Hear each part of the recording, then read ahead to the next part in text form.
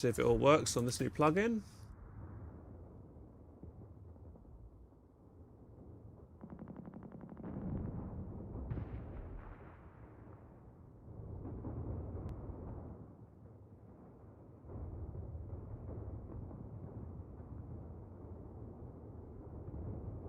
Get some tunes on for a moment.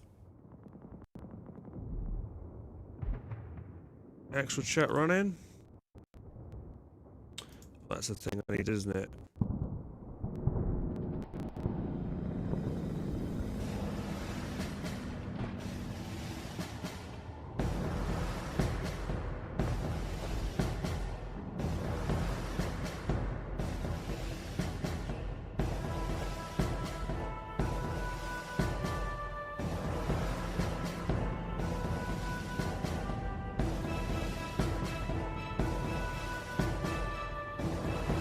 Alright, come on, Axel chat. Work.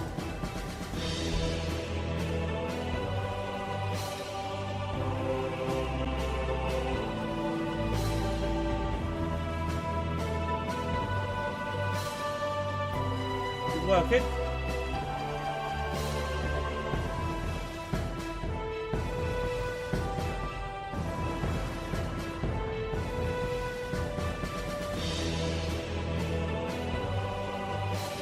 Doesn't look like it.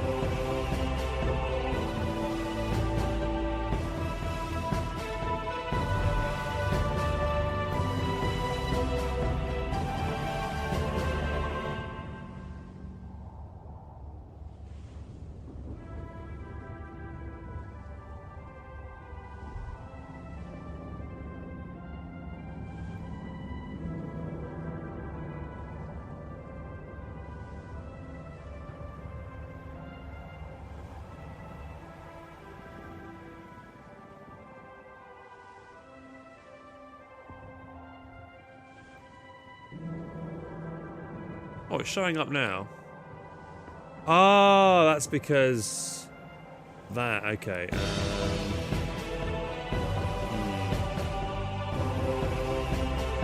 Too big, isn't it?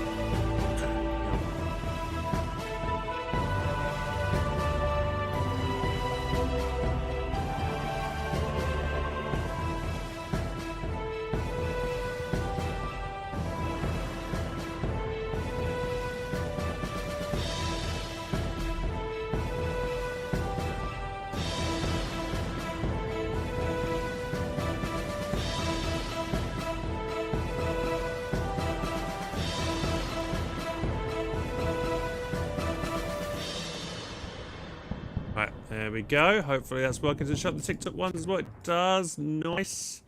Oh, how's this next? Next random song just came up. Let's put on.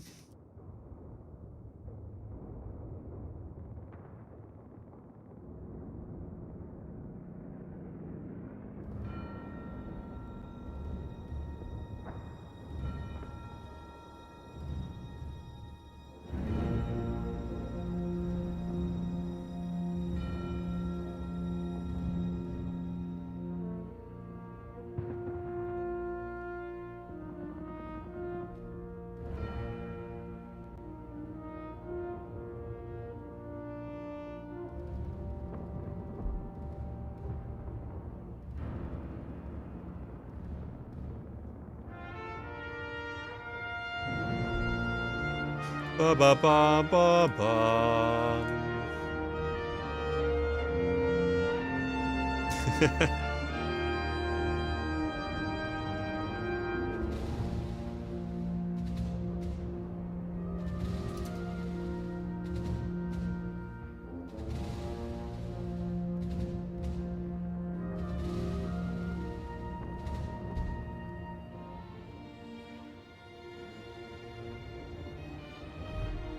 Just updating the YouTube video here.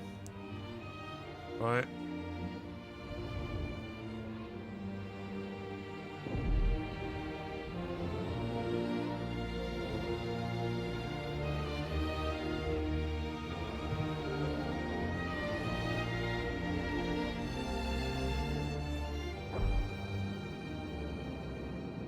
I moved some scenes around yesterday and some files around on my computer, which has changed to try to tidy things up a little bit, but I moved some things around where I've forgotten where I've moved them now. Where's my Code 3 picture at?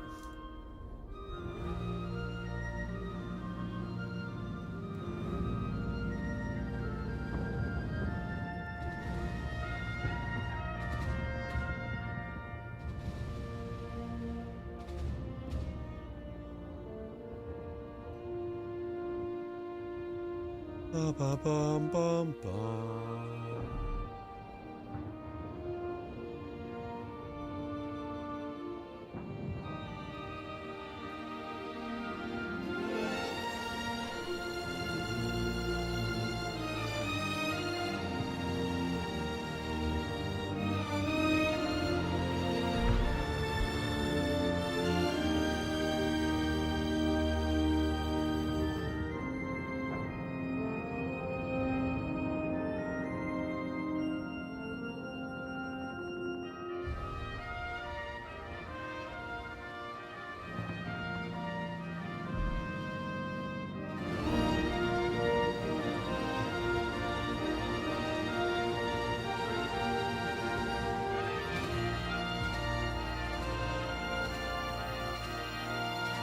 Hey guys, what's going on? Oh, what's going on here? Let's do that. That should fix that. Gonna have to do this on every other scene real quick. Bear with me real quick, guys.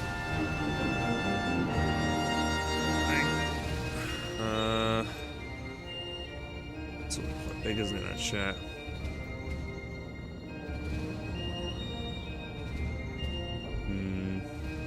Maybe I'll make it smaller by 300.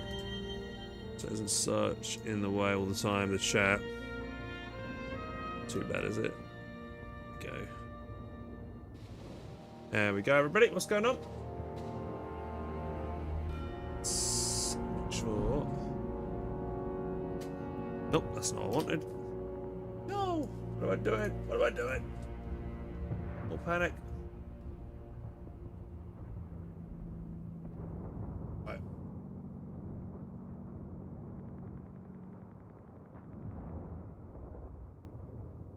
YouTube music A. Do I need to restart it?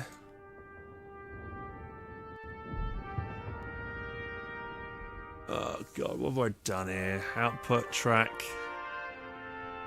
Output settings, audio track. It should just be on the one audio track.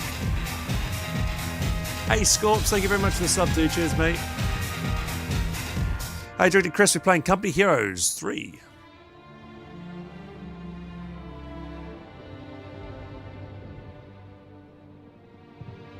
It's the game we'll be playing momentarily, guys. I finally found some active streams co-op. Yes, Darkstick. I stream it quite regularly. Thank you for tuning on in. Right, so you can hear the music. What if I do... I shouldn't do it. Oh, audio tracks. 1, 2. Hang on, if I do that, save... It's now doing audio track 2. Right, you should now hear it on the on YouTube, hopefully, if I've got it right. Can you just confirm that you no longer hear music? There's a Medal of Honor European Assault music playing right now. I think I'm hopefully just fixed it.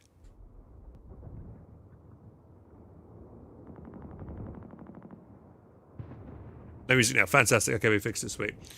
Okay, sorry about constantly keep on editing and changing things all the time. I'm just trying to do different setups. Right, without further ado, let's jump into some Company Heroes action, shall we, guys? We're going to be casting a game here. Let's see who we've got. Maybe we can cast a game from right now. Let's see who's on playing.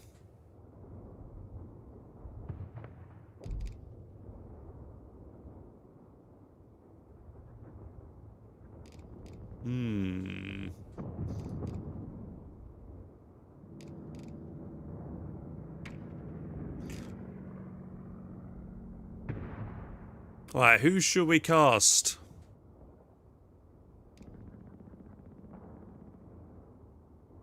Alright guys, is it just me?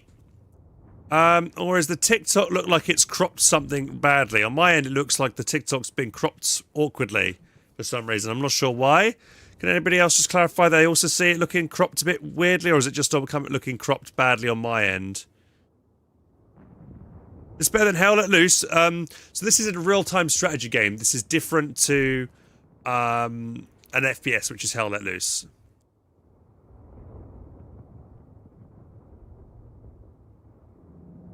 Explain weirdly, like the company, like the text is, you can't see the company hero's text properly. It might be easier if I just show you my phone actually real quick.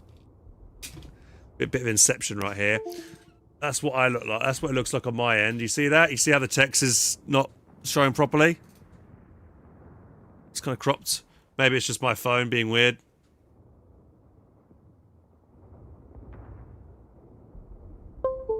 Yours is clear? Okay. As long as you guys is fine. Maybe my phone's been stupid, so don't worry about that then. Okay. Okay, let's jump into a casting. Let's go cast. Maybe let's have a look at what we got here. Let's cast 1v1.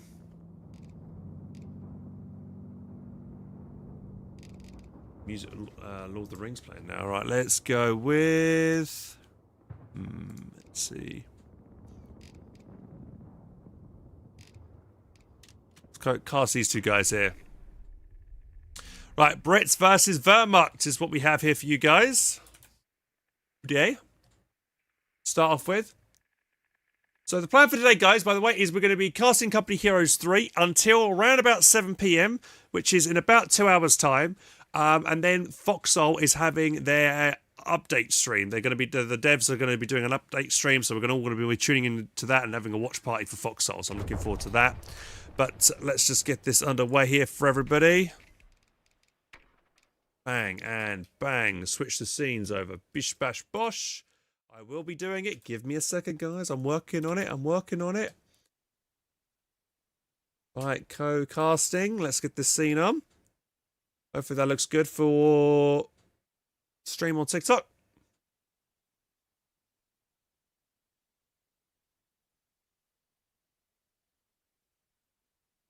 All right. And here we have it. There we go. Lovely jubbly. Begin. Section CP. All right, and we are underway in this 1v1 between Mirinbra, playing as the British forces here, opening with a double sapper start. What's the task? Opposing him shall be someone who I haven't casted before is Seo Cheon, probably from South Korea. It sounds like a Korean name. Have to check. Interesting placement of sandbags. Normally put them right on top of the point. There he goes, laying them down there. I guess he could probably cap from the edge there, but normally put them right up against the point. And he starts with a double pioneer opening over here. And this match is between... So Mirinbra is rank 39, so that's the British player over here. And Seo is rank 51. So Mirinbra should be the one to win this based on those rankings, but anything can happen. Let's actually let's turn on the music here as well, just to add a little bit of flavour to this because it's a bit quiet, right? There we go. Nice. There we go.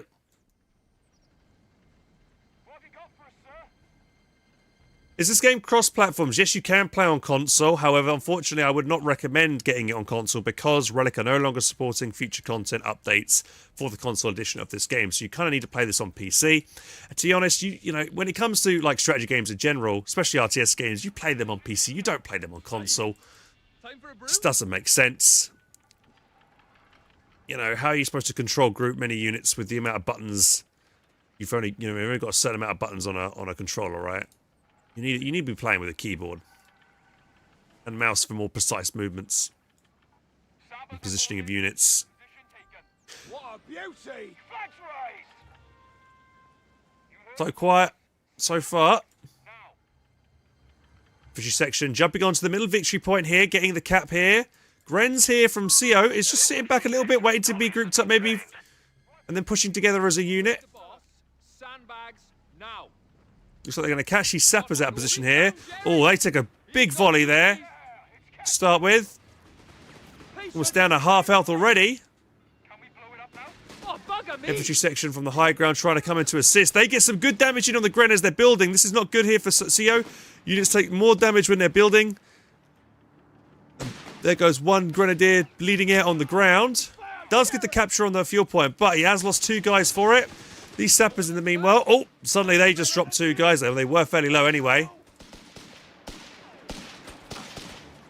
Taking a lot of damage here as he tries to back away kind of carelessly there. Moonbright is going to take damage himself as he tries to push towards cover. But his units are looking a lot healthier there. One of the Grens will be forced back. Back they go. Infantry's closing on us! The beggars are threatening a victory point. Standing by! Now we're talking. Flamethrowers coming. Victory point belongs to the enemy. Every shitting time! This ain't Queensbury rules! Fucking kill them! No questions. 1 second. Let's minimize. That's right. Infantry sections here. Flamethrowers here. Use it. On the green cover. Vet 1 now for Sears units. He's bought it from this tier 1. Sappers come around for a cheeky flank on the side, getting really low on those pioneers. He might wipe them on retreat if he's lucky with these sappers. They're going to go round the corner though. And they're going to be safe. Just for the moment. However, we look at that map control right now and it's looking very blue. Most of the forces here from CO have been forced off the field. Enemy Thank you for the raid, Cans. Appreciate the support there, my man. How you doing? Our first cast of today.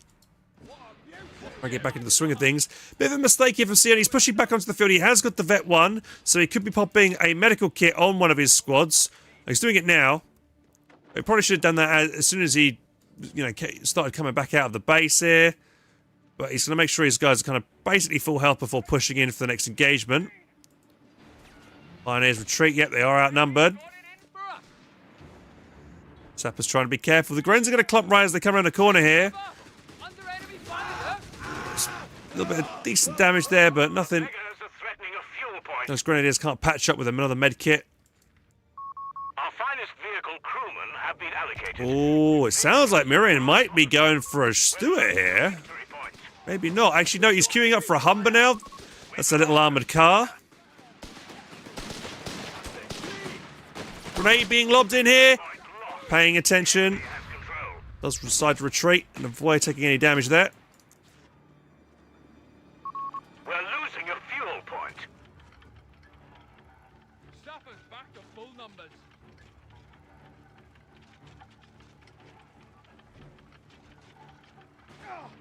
We're losing a victory point to enemy action.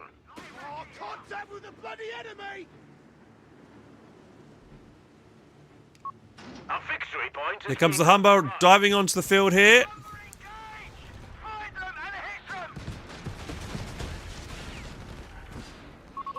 Getting some good damage in onto that Gren squad, killing a few guys.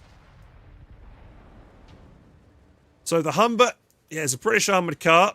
Very good against infantry, but lightly armoured. Very, a couple of Panzerfaust would probably kill it. And we'll have to look at the base here to see what CO is planning. He's getting up himself his next tier structure. Damn it. The enemy holds all victory points.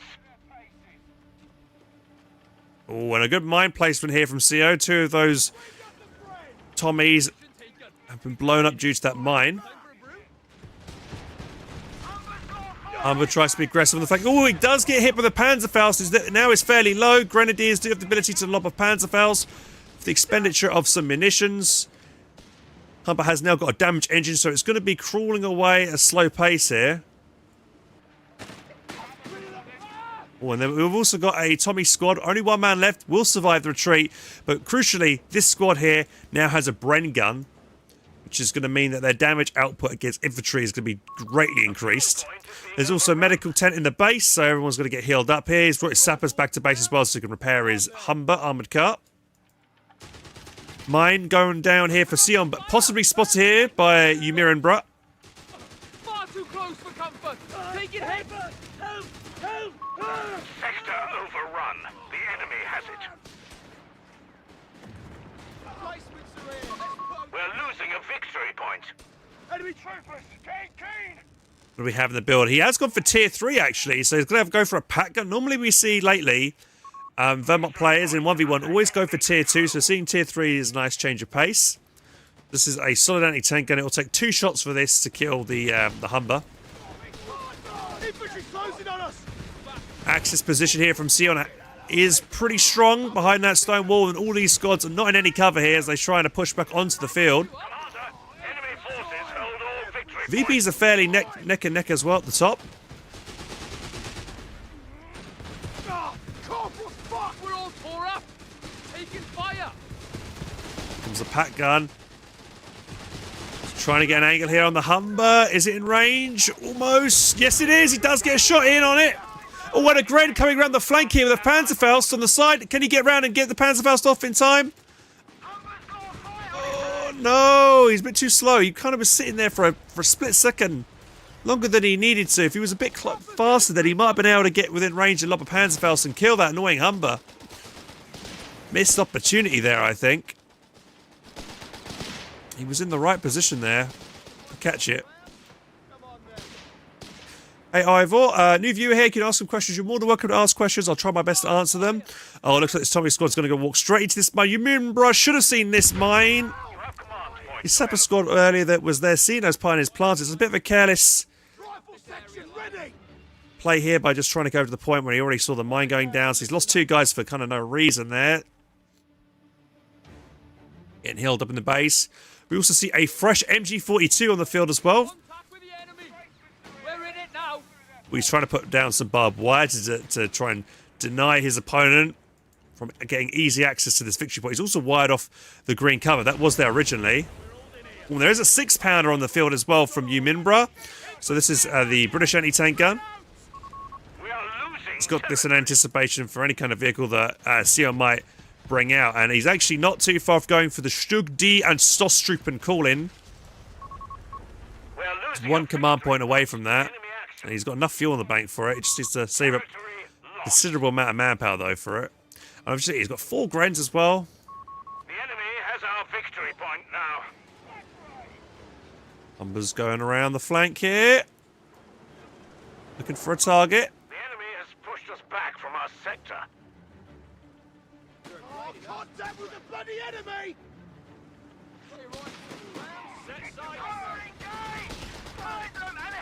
Oh, he's getting some good side hits in here. These guys are not fully in cover. You can see these 2 guys. You can see, yeah, they're dying very quickly. These guys on the side.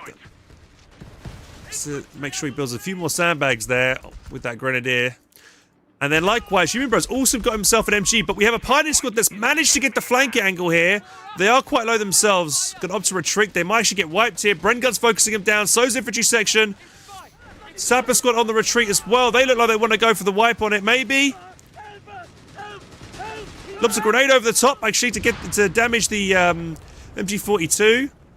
There's an 8-rad out now on the field. He actually hasn't gone for the Stosstruppen call-in. I think that might be a mistake. Actually, go for the 8-rad here.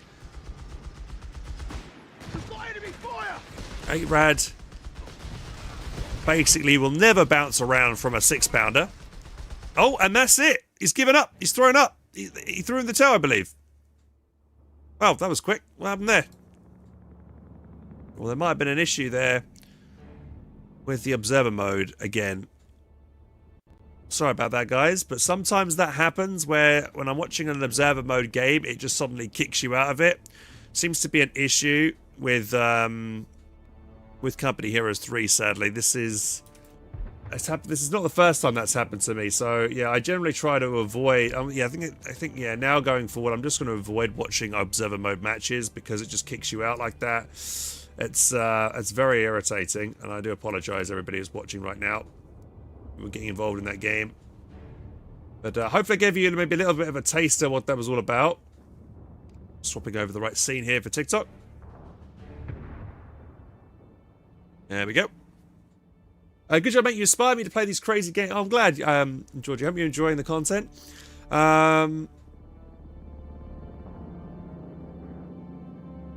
Let's see, what was the question? I saw someone ask a question. So how do you rate the game compared to Company Heroes 1 and 2, says Cab? Are you still there, Cab? So what do I think about it? I think that Company Heroes 3 is... So for me, Co 3 is probably the best game mechanically, right? It's got... and the best optimized game as well. However, compared to the other Company Heroes, it hasn't got as much content, especially compared to KO2. KO2, has been out for many more years, and it had, years and years of future content like new commanders, new factions, and things like that. This is only the second year, and now we're into basically the third year of KO3's life cycle post-launch. And, this month we're finally getting 4 new battle groups, 1 for each faction. We're getting the Pershing, the King Tiger, the Churchill Crocodile, as well as the Elephant for the DAC. So there's a lot of, so a couple of new 4 commanders, battle groups coming, which is great. However, the last time we received some battle groups was about a year ago, which is not good. At Relic are now, I feel like they've officially classed themselves as now an indie studio. They are, in all honesty, they're kind of a shadow of their former self. Majority of their workforce has been let go at Relic, and they were sold off by Sega to an investment firm, and they're supposedly independent now. But yeah, it's not. They haven't got the best amount of funding or the best amount of resources at the moment to make content. But for me, Co 3, I think so. I would say give Co 3 a go now. I think it's in a good spot, especially with this new content coming, and it will be definitely. Whenever there's a sale, it's always fairly cheap, so I'd pick it up then. Like it's normally 50% off on sale.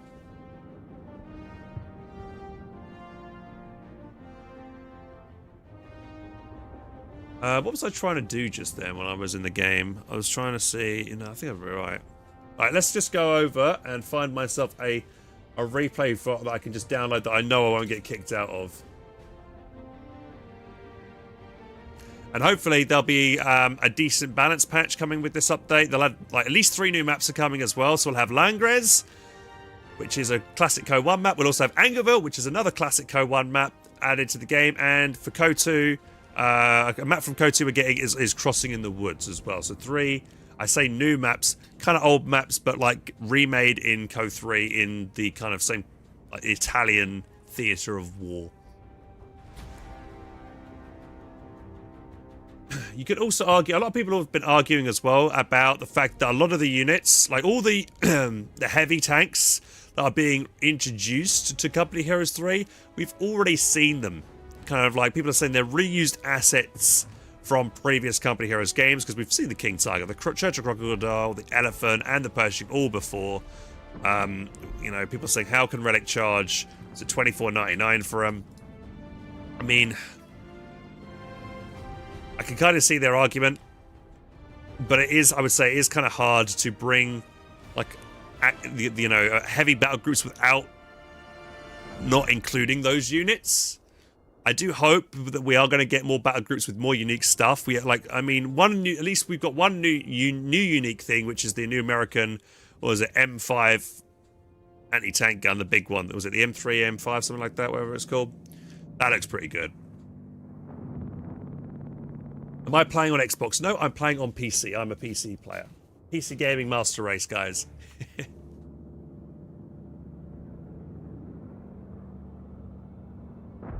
Right, well, we'll get another cast in here momentarily. Let's see if we can find something worthwhile. Oh, we've got Latoof versus Reekley.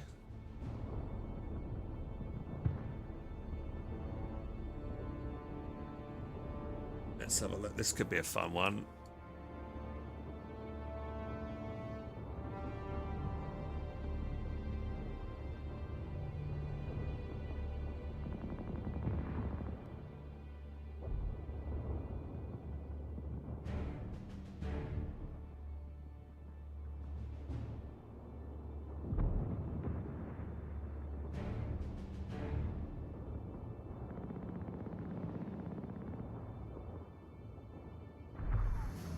There's one there.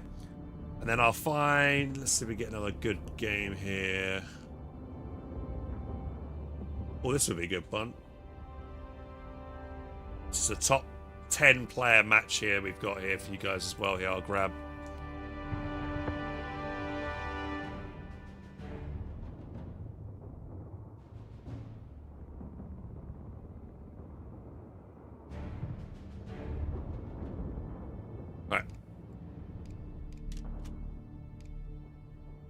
Okay, we'll watch the 2 versus Reekley, and then we'll watch this high-level 2v2 match as well. I mean, this is a high-level 1v1 match we're diving into right now as well.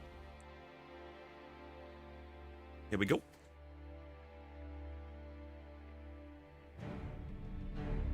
Is that showing well? Yes, you are seeing the TikTok comments as well. Sweet, nice on YouTube and on Twitch.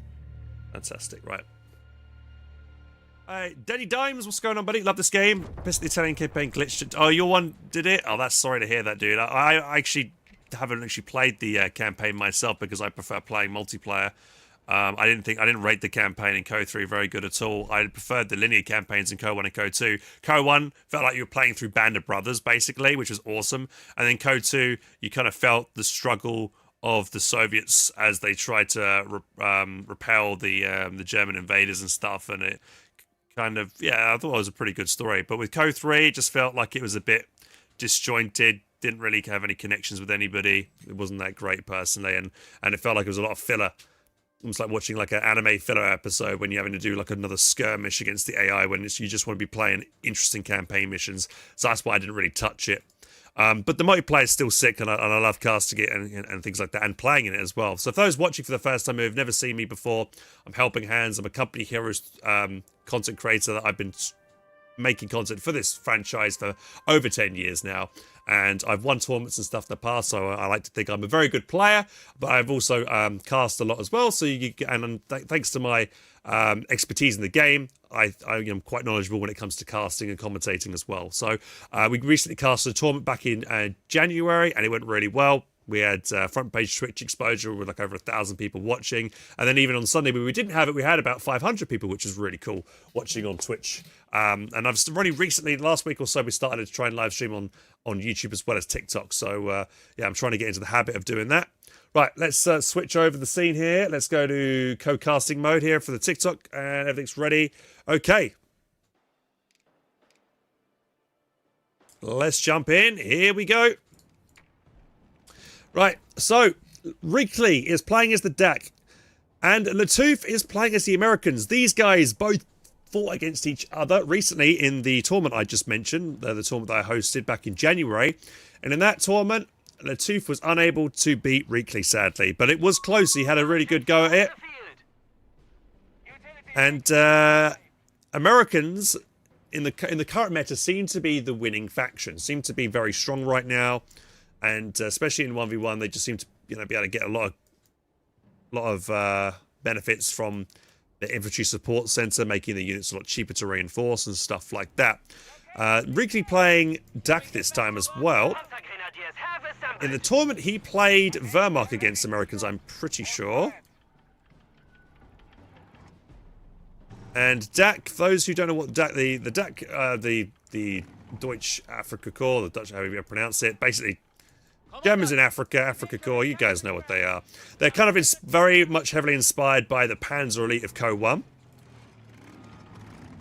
They kind of have a big focus on light vehicles and mobility and upgrades to vehicles. So kind of more of a mechanized faction with some elite infantry here and there. Shall we fortify? Location secured. Can we get back to work now?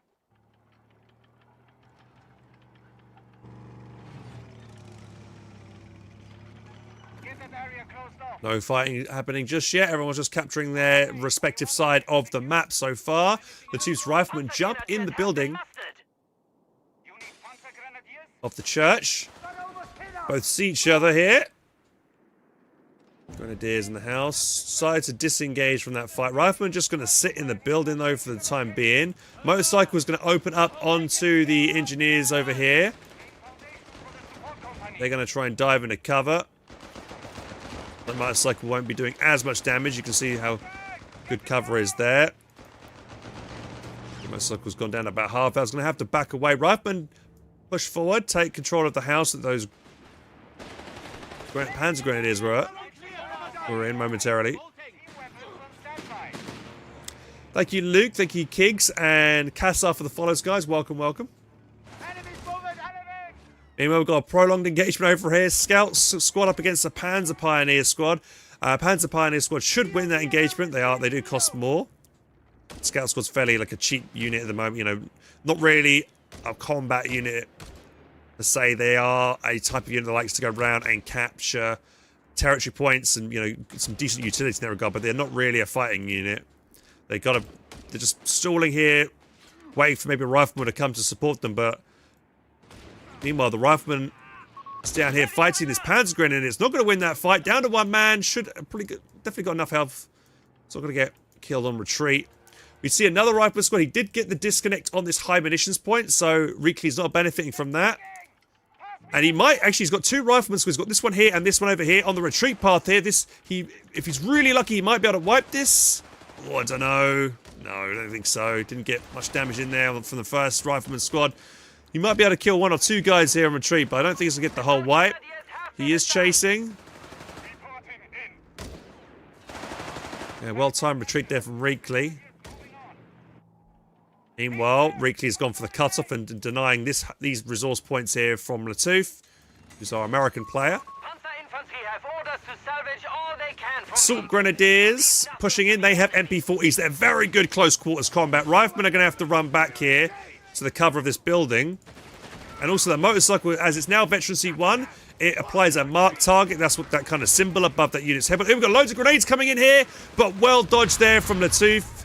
Dodges those grenades expertly. Takes pretty much doesn't take any damage from those grenades at all. And then both these rifles, you know, they've kind of got high ground advantage here against this squad here. So they have a little bit more accuracy against this assault grenadier squad.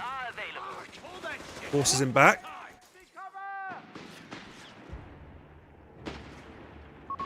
Our victory point is being neutralized by the enemy. Meanwhile, Reekley's VP control is very good right now. He hasn't even lost a single VP. That will probably change momentarily. As we can see, Latoof is capping up the left VP and the center one. Look in the base. So he's got the assault grens, so he has got the tech up. A capture point is being taken from us. And now Latoof is going for his opponent's cutoff, so he's not going to be benefiting from his plus 10 munitions or his plus 10 fuel point when he gets this in a second. Well, those assault grenadiers are going to get in the cap zone to deny the decap, but they're not going to be able to win that fight against two rifles. They're trying to do as much damage as they can. Supply lines are cut. Territory is isolated. Meanwhile, we've got two squads, Panzer Pioneer and a Panzer Grenadier, quite deep behind the lines here, also disconnecting territory. If we look at the map here, we can see that Latoof is still benefiting from all of this territory, whereas Reekley's only got his plus 5 connected at the moment, so he's really struggling for resources right now. Just going to delay his flat gun. He does go for the ambulance here. Opal Blitz Medical. The enemy have claimed our sector. Getting healing. His squads. Latoof's got to be careful now he doesn't overextend himself. He's gone quite deep to get all these territory disconnected. Being greedy here, trying to get the decap on this before running away. And where are those assault grenadiers at? Well, they've gone the left-hand side. Maybe it might have been better for them to go right and maybe catch one of these squads retreating past. Yeah, Latoof doing well there with some nice disconnections going in. However, Reekley's going to return the favour here, and he's going to disconnect these fuel points, these two plus 5s on the south side. Nice mine position here from Latoof. Cleared a mine with his engineers here, and two of those assault grenadiers have died because of that mine. And here comes a Panzerjäger squad in a 250 half-track. So these guys have some AT rifles, anti-tank rifles. And likewise, Latoof has got himself his half-track out. Will he be converting that to a quad? Soon find out. He needs to make sure he keeps a rifleman squad nearby this so that the Panzerjägers in the 250 don't just dive on top of him. Riflemen are coming out now. Squads are coming out. You should see this any second. Oh, but he's just going to dive it. He needs to just drive forward, through it, quick. 80 rifles murdering this half-track. One more volley, might kill it here. Oh, he gets the 250. The half-track dies. If the Panzerjäger die on retreat here, will have that been worth it? Maybe, maybe not. Oh, it's all up to the flamethrower. Can they get a burst in? Do a burst. Can they get it? Oh! Oh my god, the Panzerjäger survives with literally no HP. They're gonna survive. Proximity alarm near our victory point. Oh wow. Okay, so 250 goes down for the half track. Victory point under Also, if enemy Reekley was paying attention, then he would have known what his opponent had selected, and that is armor, because that half track that came out was Vet 1 instantly, and you can only get that if you choose this battle group. Another mine forces that assault grenadier squad back, so they didn't really able to do too much. Captain on the field as well. They have a bazooka squad on the field from Latouf to try and counter any armor on the field. He is expecting maybe something from Reekley now, probably the fat Fleerling, and here it comes now. Oh, and it's at a good spot. Just in the nick of time to save this grenadier from getting wiped and retreat. A victory point is being taken from us. Oh, they're getting chewed up. Should be alright. So far, so good. Fairly even for both players. Reekley is slightly ahead on victory points. Maybe about...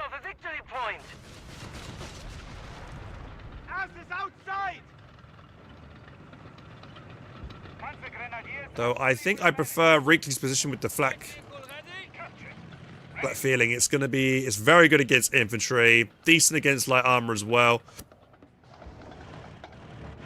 Even the bazooka squad, they might be able to get one volley off on the flak gun. They need to make sure they're playing on cover. Oh, and what do we have here now from Latouf? We have a M8 Scott. This is a mortar carriage.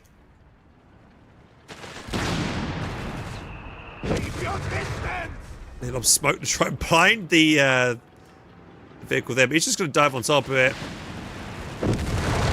Some good damage in there. Here comes the Panzerjägers. They survived. They're going to get a little bit of damage in. They do a little white phosphorus round there to blind it for a second. Motorcycles going to run away there from the bazooka squad down south.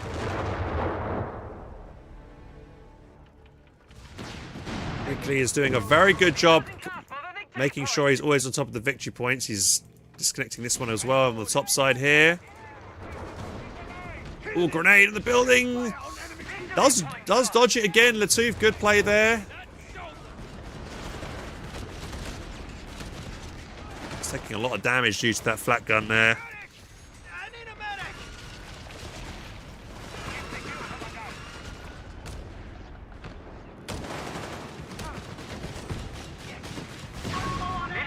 Nice bombardment there from the Scot.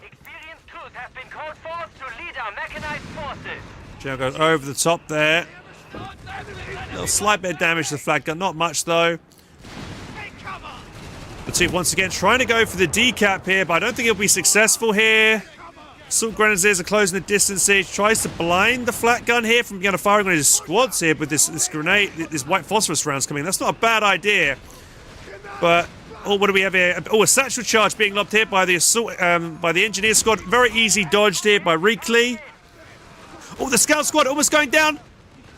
Gonna get wiped and retreat. Oh, it's just gonna get away with.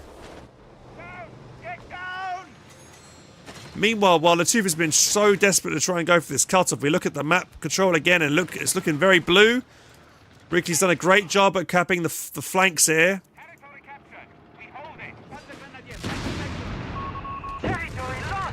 Be careful he doesn't take an AT grenade here, Latouf. These guys can lob an AT grenade. But actually, Reekley, unfortunately for him, he's only got 20 munitions in the bag. He needs a little bit more to lob an AT grenade, so he's kind of skint right now. We also see Latuf has got himself an AT half-track, so that'll be pretty good against the flat gun over there. That should hold you for now.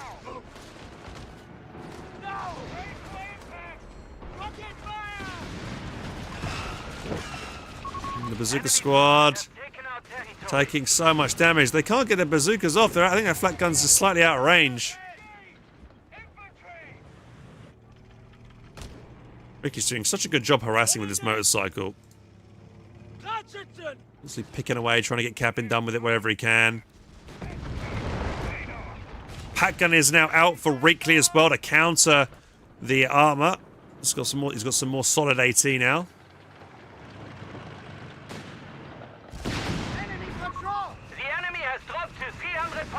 The great thing about the Scott is it can shoot over the top of buildings and hedgerows, as you can see here. It's shooting over the top, and he's blinding this central area here.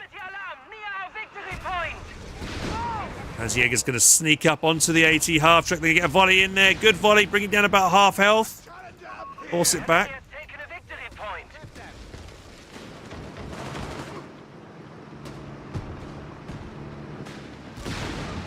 Just walking through those, the remainder of that white phosphorus, taking a little bit of damage there.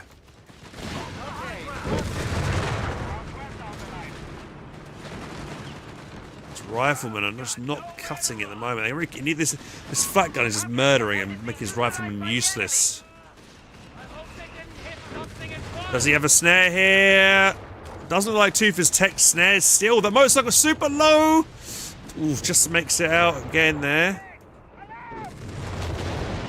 AT half-track utilizing its barrage ability to try and hit the AT gun.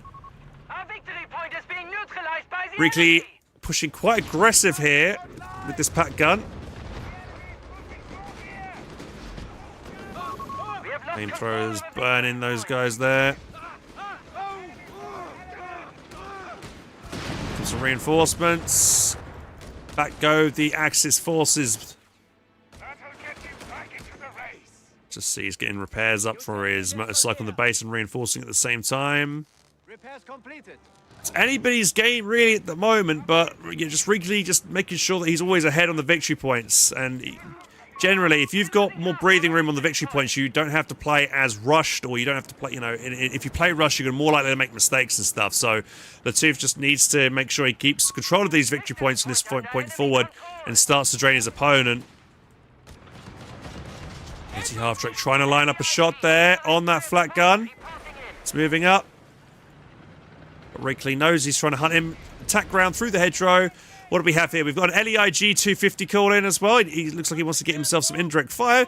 I think this is kind of a strange choice here from Reekley because there's no kind of like support weapons on the field right here for Latuf. He's also got 500 manpower in the bank. This Panzer Pioneer quite low. Attack ground on the retreat in an attempt to try and get it maybe. Doesn't look like it was accurate, sadly. He's got this bazooka squad trying to hide behind the house here, but I think he's been spotted.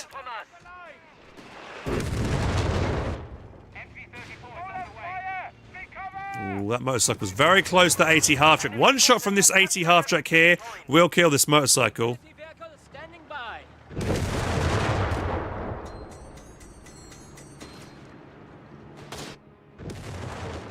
Another Scott here for Latuf. He's investing heavily into this, which can be really risky. If Reekley just takes up to tier 4 and gets a Panzer 3 out, that could spell disaster.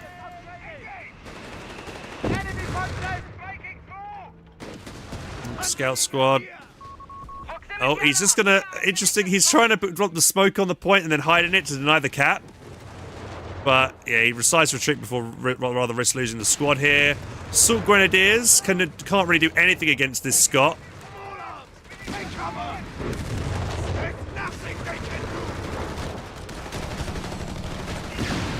Just focus those guys down. Captain's quite low, down to one man.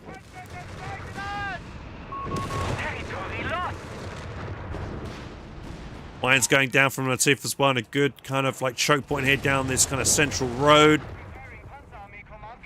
And here comes, I believe, it sounds like the next tier is going down, and yep, it looks like it. Or was he seen plant that mine? This fat gun might go straight into. Oh, Panzer Pioneers with the sweeper. Oh, maybe he spied that. Maybe that was just luck. But either way, thanks to that sweeper upgrade, he did spot that mine before his vehicle drove into it and got itself damaged. These Scots here for Latoof and the AT half-track are starting to chip away at the health. And this infantry.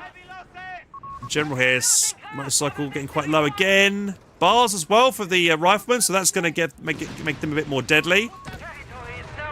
Looks like he spotted that mine on the road as well, and he attacked around it, so good play there from Latoof. He tries to go for the AT half-track. Oh, the pack gun's there! He's going to lose. Oh, I was not expecting the pack gun to be on the top side there. He loses his AT half-track for nothing. And now this flat gun is pretty overextended. I don't know, the Scots, if they hit it, they'll probably kill it, but their rounds are not very accurate. He's diving in on it right now. The pack gun's turned to fight as well. It's going to get maybe one more shot. It gets one. He's diving in. He drops a white phosphorus round to try and blind the pack gun right now. Good shots in there. Rifleman, do they have snares? He might be able to steal this pack gun. He should keep shooting it. He does get the kill still on it. The flak Verveling is doing, it's got armor-piercing rounds as well, so it's going to do some pretty decent damage to the Scot. He might kill it, but great attack round through the hedgerow from the bazookas squad. Gets the kill on the flak gun. So that's a huge win right there for Latoof. If he can steal this and get this back safely, that's going to be a massive win for him there, because he's, 80 half-track gone down and one Scot. But the flak Verveling is just such a nasty unit. And he needs to make sure he gets it killed. However, one of the bazooka squad that tried to recruit might get wiped here. He lobs a grenade on the retreat to try and wipe it. He's going to get it with that great grenade in the retreat from Reekley to ensure the wipe on that bazooka squad. Reekley needed that. He couldn't let that bazooka squad live. Pack gun has still got to try and get away, and Reekley is trying to hunt for it. He knows it's over here somewhere.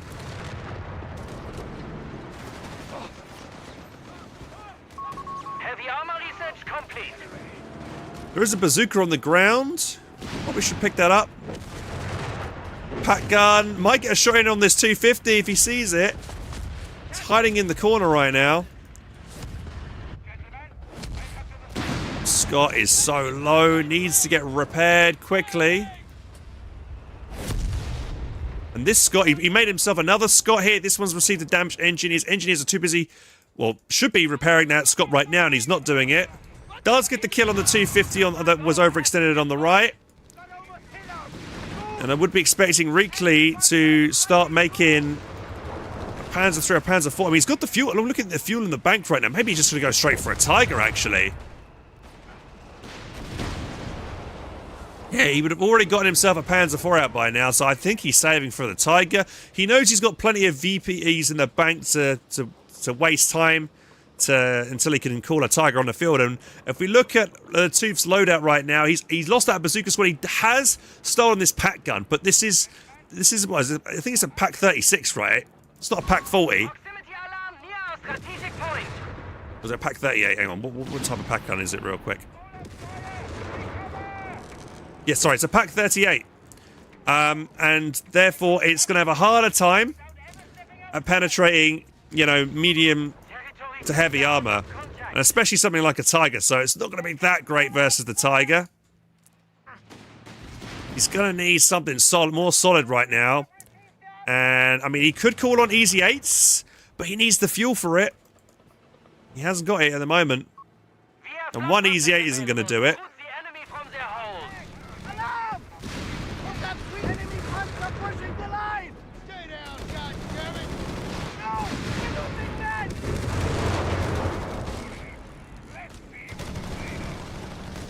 This is a game out of 10? No, this is just a standard 1v1 match.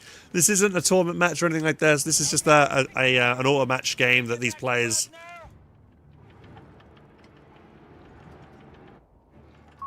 happen to be in. And here it is. The Tiger is on the field. Enemy forces are dwindling. 250 points remain. This is going to be unstoppable at the moment. I would not want to be Latoof right now. Enemy forces have taken our territory. Here it comes. Re-establish a connection. A victory point is Some being good white phosphorus rounds here from this Scot on this infantry here. Some good damage in there. But here it is. Here's the Tiger first shot. Fortunately, it missed. He needs to start retreating right now. He can't fight that. Scots will just not do anything. Rifleman can only lob a sticky bomb. And one sticky bomb does, what, maybe 10% damage? Our victory point is being neutralized by the So, yeah, he just needs to run away now.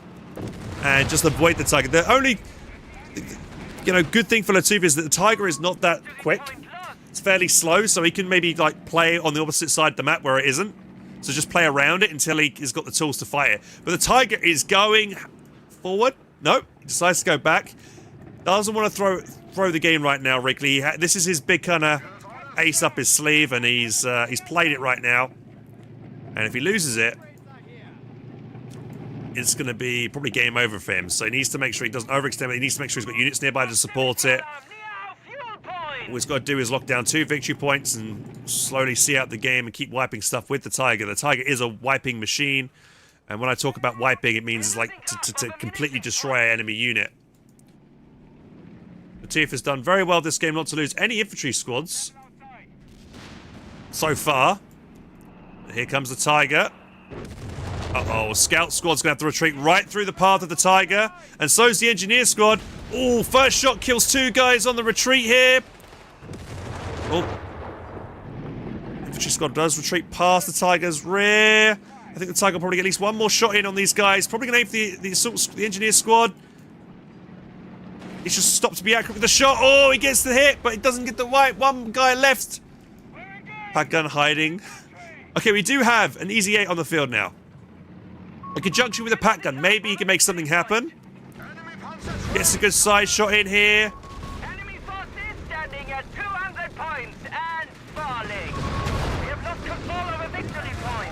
See, the easy 8 is not really a match for the Tiger. We use a HVAP round there, looks like there, onto the Tiger. Meanwhile, the Scots are going around the flank here. And yeah, Latoof's done a good job by capping around the Tiger. He's gone to the top, tried to ignore it for the moment. But he is still double capped, and he needs to push for the centre or go for the left-hand side. He needs 2 of these victory points.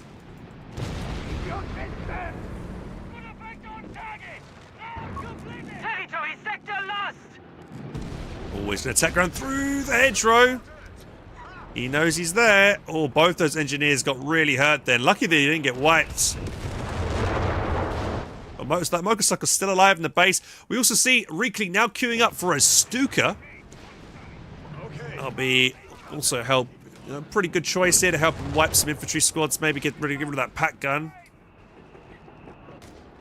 Here come the Scots rocking on over to try and push back the Panzer Grenadiers, capturing this munitions point.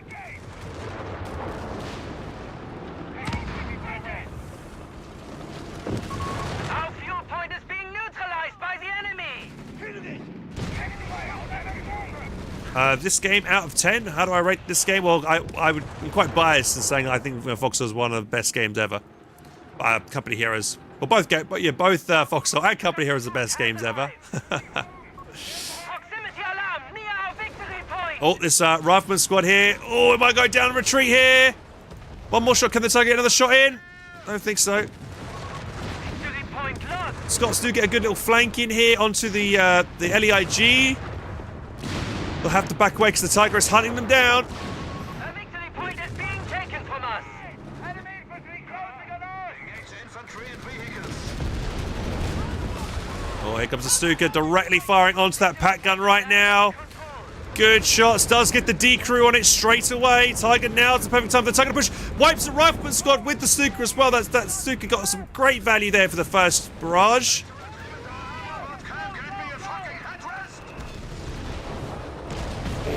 Oh, they both clumped together, so they both take a hit from that shell. And yeah, there's 2 losses there, right there from Latoof, and that's what happens when the Tiger and the Stuka are out.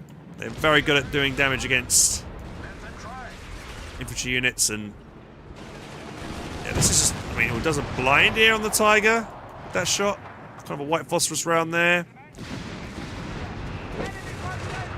They keep bombarding it. Good idea. He does recruit his pack gun, so not too bad. We've got 2 rifleman squads engaging the Panzer Pioneer. Is Reekley paying attention to this? He's too busy microing his Tiger. Oh no, he does retreat, but it might be too late or too late. Latoof needs to chase. He's not chasing. He's going for the victory point. That could have been a wipe then if he decided to chase. Actually, this other rifleman squad's coming for it, so he should get this. This will be a huge win here for Latoof. If he can wipe the Panzer Pioneers, he does. They do die and retreat. That is going to mean that it will take much longer to repair this Tiger now, because the standard infantry for Reekley are suboptimal at repairing, and the Panzer Pioneers, as they're kind of pioneers, they're pretty proficient at that role. So losing them is kind of costly there for Reekley. He'd rather not lose them. We have vehicles available in reserve.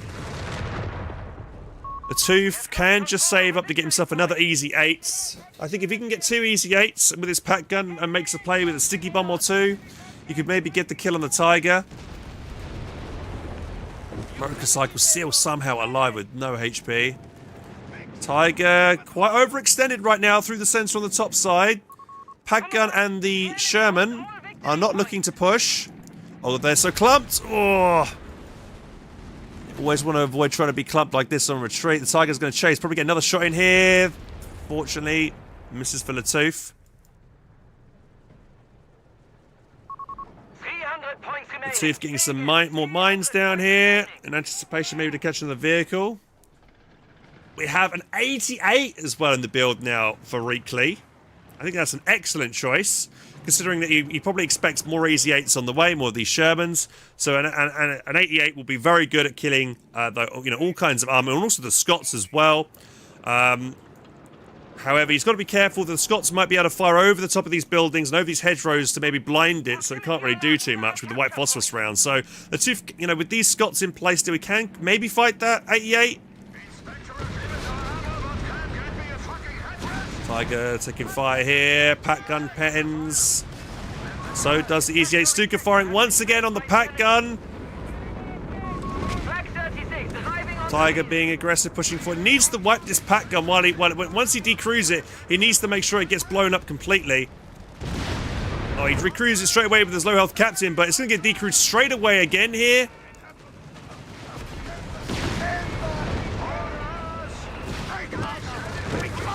Can't lose that pack gun. And was that a squad loss over here? I think maybe the Pathfinders eventually died. The Scout squad, yes, I think the Scout squad died on the left-hand side there for Latoof. Have another Easy 8 on the field, combat group.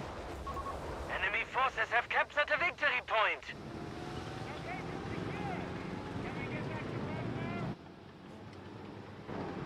Needs to repair his Scots. His Scots are fairly low. Great mines again from Latoof. And yeah, also because the Panzer Pioneers died, he's got no way to sweep the mines anymore. So every mine is going to pretty much hit really hard here. Oh, what's going on? The Easy 8 needs to back away from Latoof. He's not paying attention here. And also, we have a strafing run. Loiter coming in. Planes are coming in right now to target this allied armor. He has to get out of the area right now, otherwise he'll lose his tanks. Here they're coming in again for another run. Oh no, I think he got out of the zone just in time. He also kept his pack gun alive. The Tiger is trying to get the wipe here on one of these on these Shermans because he knows one of them is pretty low. But Latoof doing an excellent job of screening for it, covering it with the stolen pack gun and the other Sherman. Tiger getting pretty low, down to about 20-30% health. Reekley was really hoping he would have wiped a vehicle with that plane call in. Finally, the motorcycle dies to a well-placed mine. Took long enough. Permission granted. Here's the 88. Rolling onto the field. Close! Too close! Push up! Engage all contact! He's got 3 engineers. Every time he calls in one of these tanks to get it to repair. Oh, what's it? Stuka's firing. It's firing on the right. Ooh, Latouf just near the nick of time retreats. The Tiger goes there, trying to maybe get a bit more damage in while it can here. Latouf might have spotted the 88 as he retreat past it then. Scots have been fully repped. I don't know, mate, still anybody's game. If Latouf had lost one of his easy 8s, maybe I would have said, nah, it's not possible. But he's got them, he's still got 2 of them alive. Tiger is now vet 2 though as well. That's dangerous. I think if Latouf, what he needs to do is he can just make sure that 88 is blinded by white phosphorus and smoke, then I think he might be able to do it. Especially if the Tiger shows his rear to the front line right now, like he's doing. He's only lost the 1 rifle. He's still got 3, so you know he's still got some quite a lot of core infantry here. Oh, mistake here right now for Latouf. Carelessly bringing in his pack gun without his Sherman supporting. Now the Tiger's just going to blow the pack gun up. So, yeah, he's just thrown away that stolen pack gun, and now he's only just got the 2 Shermans to fight the Tiger. So, yeah, big mistake there. Popping white phosphorus here. 88 gets a good shot onto the Scot. He's trying to blind the area here so he can push in maybe through the centre. Captain, having been forced back. A fresh build buy here from Reekley is another Panzer Pioneer squad. We have some kind of off-map being called in here. I think it's just the Captain's more barrage. This doesn't do too much damage. Stuka barrage in the centre of the map. See, dodges that pretty well this time.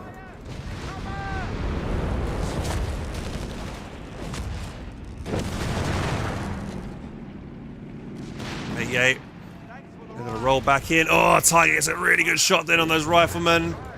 Could get another one here, maybe. Can get a wipe shot here. Attack ground, maybe. Ooh, not a bad attempt.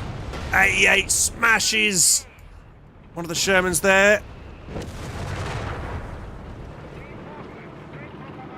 Now, what is Latouf going to do now? He's got some resources in the... You know, he's got 440 manpower, 160 fuel.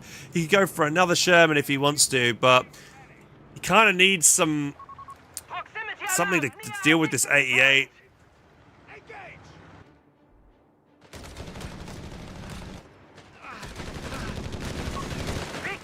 88 is rocking on over to the left-hand side.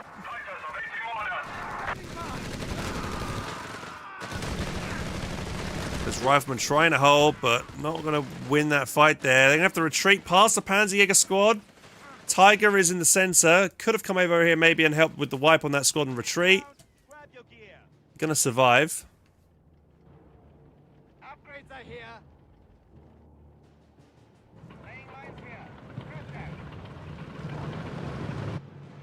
What a game, boys. This is, I mean, both players have been playing this pretty goddamn well.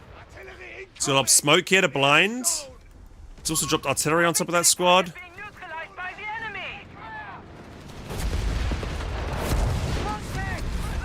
Good hits here. Oh! The off-map kills the assault grenadiers. They were veteran C3, I think, right? That was big pick there for Latouf, wiping a key anti-infantry unit that was on the field. And the Panzer Pioneers are quite low thanks to Scott. The Riflemen, though, are focusing the wrong squad. They're focusing the Jaegers. They should have focused the Sturms then. Tiger's trying to push through and attack ground through the hedgerow. Here come the Shermans. Tiger going to deliver a counter shot there. Feels like the Tiger does a 3% health every time it shoots. Rifleman coming behind. Going to get a sticky bomb off on the rear of the Tiger. They connect. However, the 88's in position.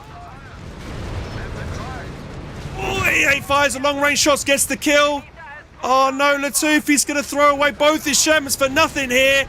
The Panzer Grenadiers lob an 80 grenade in retaliation.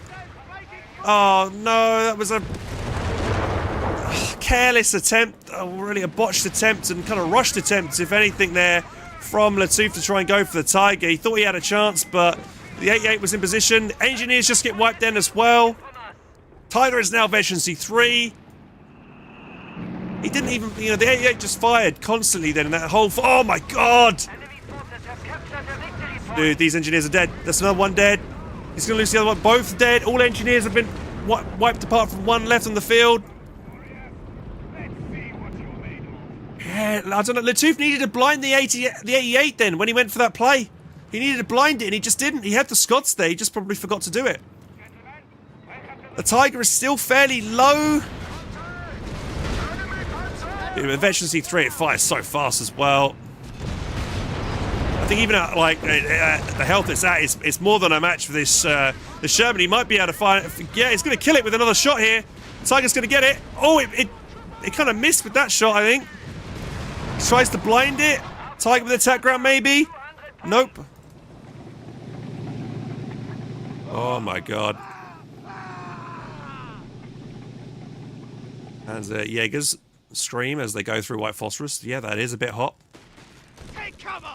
Oh no, but they might get a volley off on the volley. They do, they get a volley off! They got a volley off to finish off the Sherman. Oh no, that's pretty, yeah, that's game. And I think Latif's going to throw him the towel here, man. He loses the Scot as well.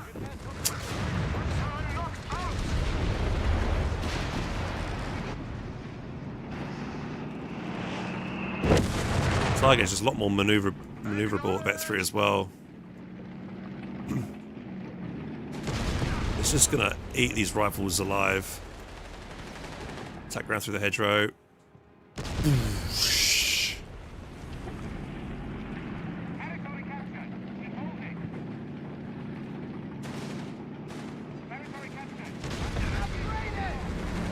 Yeah, I think he's getting. And Latif just throws in the towel there. GG. Well played to Reekley, but I think Latif could have won that. In all honesty, I think Latif just executed that incredibly poorly. It was rushed. He just took the first opportunity that he got to lob a sticky bomb and then go with his tanks he took, but that wasn't the right one. He hadn't accounted for the 88 in that fight, and as a result, both the Shermans went down for nothing. But yeah, that Tiger, I mean, Tiger's going to do work. You got to try and isolate it. You needed to kind of make it. He needs to hit a mine. You need to like smoke out its support, like I said, the 88, so it can't shoot easily. I mean, because the 88 was quite far away. If you just, you know, if they took those Shermans around the south and come round the bottom rather than go through the middle area, the 88 wouldn't have fired, and maybe the Tiger would have died because the Shermans wouldn't have been hit by the 88. So, but yeah, that's the end of that game, and yeah, Reekley still reigns supreme over Latif at this current time. I do feel like Latif has got it in him to beat Reekley. He just needs a bit more patience, I think. He just needs to assess the situation a bit better before rushing to like that fight. I think both players by the end of that game still had like 100 VPs each, so he didn't need to make a desperate attack when he went in like that. Yeah, and I think because he lost his scout squad as well, he lost the ability to flare forward to spot where the 88 was, so he didn't have any vision before he went in for that fight, and it kind of really hurt. Really hurt him there. So yeah, I think that's my kind of analysis from that game, and yeah, both well played to both players. Just wished, yeah. Also, yeah, the pack gun throw, yeah, like he stole that pack gun, which is initially a great play, stealing the pack gun and getting the flak feeling killed, but then just throwing that pack gun away with that near the end of stage of that game for no reason. He should have just waited for his Shermans to come out and then push with the pack gun together. But yeah, he just got it killed, and that pack gun could have made the difference that game. Did pen the Tiger occasionally, and those extra pens could have meant the difference between that Tiger living or dying. So yeah, losing that pack gun, yeah, really cost him dearly as well.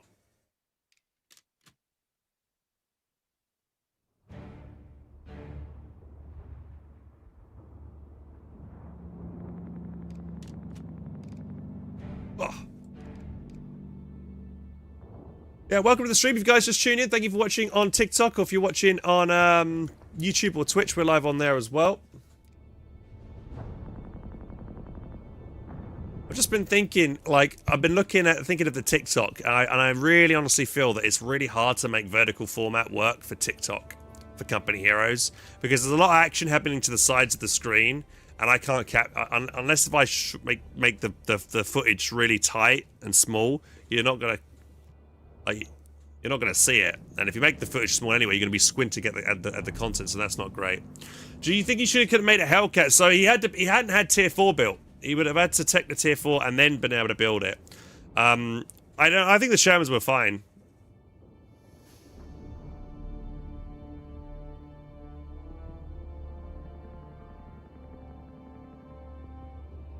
Yeah, I guess it's kind of hard to watch company heroes specifically on something like TikTok. I think Foxhole and Sniper Elite work really well, and maybe FPS games, but I don't think something like we kind of need the whole screen to watch. It kind of makes it hard for TikTok to work, I think.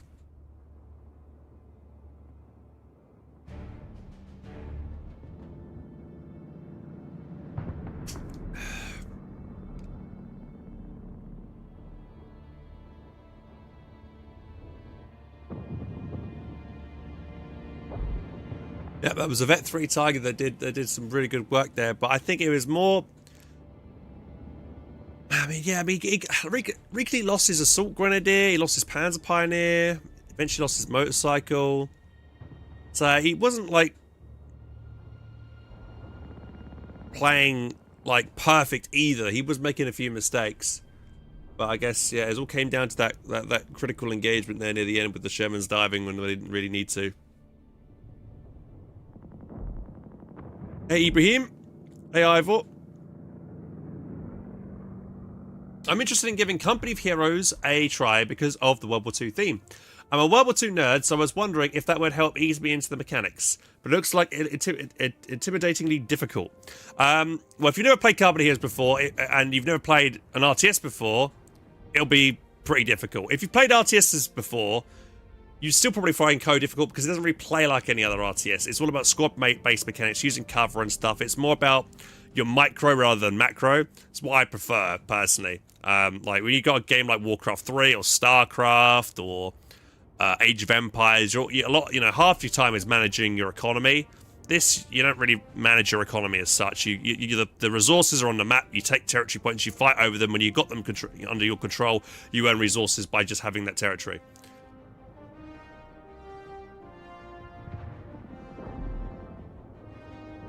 Hello, Hans. New Code 3 DLC with King Tiger and purging will cost money. You know something about... Yeah, I think it's about $24.99, something like that. Dollars. Like 20 quid or something like that for me. I think it's okay. But yeah, in terms of like Company Heroes being difficult, if you're a World War II history nerd, I think you'll kind of know what will beat what. Right, you'll know that maybe a King Tiger will probably beat a Sherman, right? Or you'll know, like, anti-tank guns will kill vehicles, or I mean, anyone will kind of figure that out, really. But like, you'll have that kind of knowledge, so you'll know roughly what goes on. But there's a lot of soft counters in this game as well. So a rifleman squad with a sticky bomb, for instance, they could lob that on a vehicle. And that vehicle, like for instance, that King Tiger will easily kill a rifle. But if they lob that sticky bomb at such a crucial moment, it could deliver that Tiger a damaged engine, and then that will allow other units to then dive on it while it's kind of immobilized to take it out, right? So there's kind of things like that, some soft counters, hard counters. It's all learning the mechanics of the game. But once you learn the mechanics of the game, then it's all about learning how to employ that, and then it's all to do with your micro and stuff and your game sense. Yeah, as Kaiser says, it really depends on how you use them, exactly.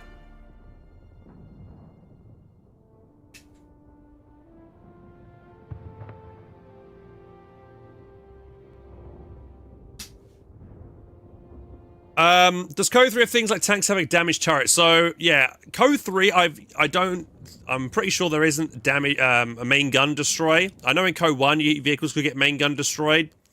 And in Code 2, if they rammed and stuff. But Code 3, there's no main gun critical.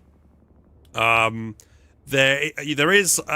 two types of engine criticals. Well, actually, there's three, I should say, actually.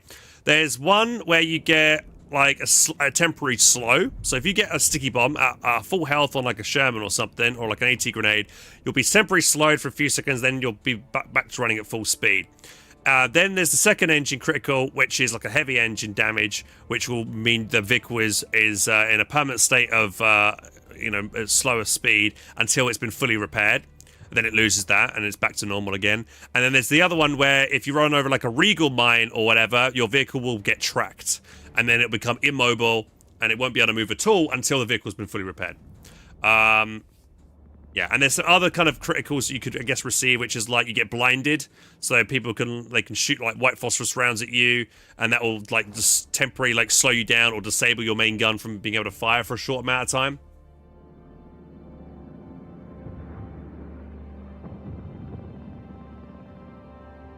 So that's the kind of thing you got to be thinking about. Hey Martin, how you doing? Hey Peter, thank you very much for the follow. Cheers, buddy. Welcome, welcome. Right, we're going to go cast another game. We've got about an hour before the Foxhole update stream, which we're going to be switching over to shortly, because I'd love to be able to, you know, get hyped up for that and see what they're going to be announcing for Foxhole. Hopefully it'll be pretty good. Probably going to be like a small update, though. The big update is coming in this summer for planes and stuff. Right.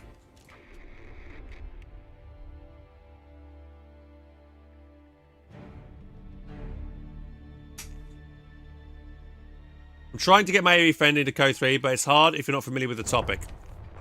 It's different. I mean, I've grown up playing all different types of strategy games, so I'm kind of used to all of them, from things like Total War to Command and Conquer to Warcraft 3, StarCraft, things like even Battlefleet Gothic Armada, turn-based games like I guess XCOM or Alien Dark Descent or bloody Jagged Alliance 3. Warhammer 40k Chaos Gate. Play all those types of games. 4K hands engaged. 4K? You're watching me in 4K. How are you being able to do that? What do I think of Men of War 2? So I really liked Men of War 2. I thought it was actually really good. However, the player base died shortly after its release. They tried to make the main game mode like a battalion game mode, where like everybody that joined into multiplayer was just like, you only had access to like a very limited number of units, and I hated that game mode. Also, you were very heavily reliant on other people.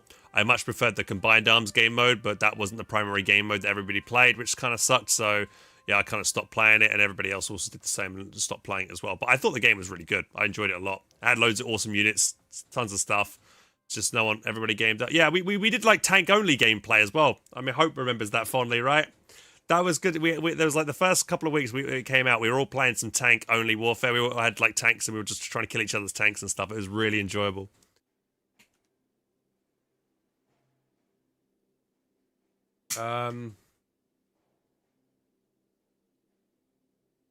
It's like I mainly play FPS Souls, which are technically all 3D action. I suck at MOBAs.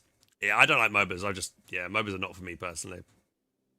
My top-down control with one guy in MOBAs is equally as bad as my micro in RTS.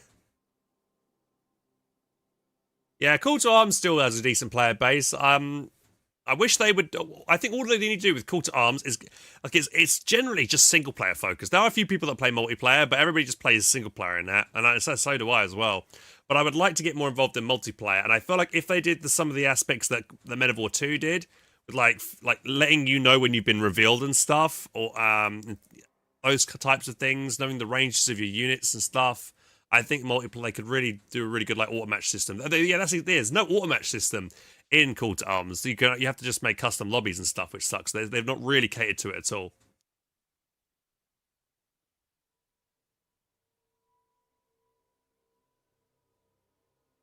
Vehicle crushing Crow 3. So unfortunately, something I'm annoyed about in Code 3 is that there's no like typical vehicle crush that you're used to in like Code 2 and Code 1. The only way you vehicle crush enemy infantry and stuff is if they're pinned. Not even if they're suppressed. They have to be pinned, and then you could crush them. I miss being able to yeet in like an overdrived Cromwell into a huge blob and run over like a whole army in one go. I used to love doing that in Code 2. But sadly, that is no longer the case in Code 3. I really wish they'd bring that back, but I guess they're adamant that they don't want to bring it back. But my argument for it is that if you're going, you should be punished if you blob that hard. So if someone blobs that hard, you kind of deserve to be run over by a single tank. Also, if you dive in that close with a tank, it's an incredibly high risk, high reward play. If you hit a mine or if you get slowed, you completely lose all momentum. Therefore, you can no longer crush units, and then you might lose that vehicle, right? So they need to. I really wish they bring back proper crushing in Code 3.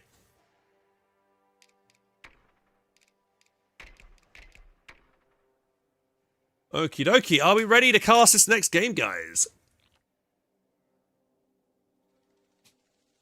Yeah, Gates of Hell needs dedicated servers and all match for multiplayer. 100%. 100%.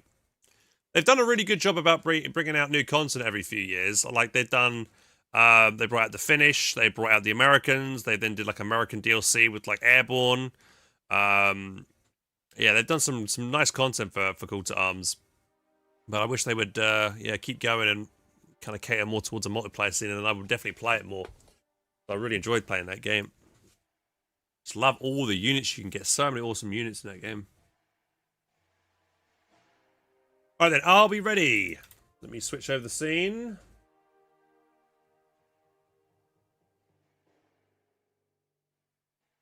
All right, begin.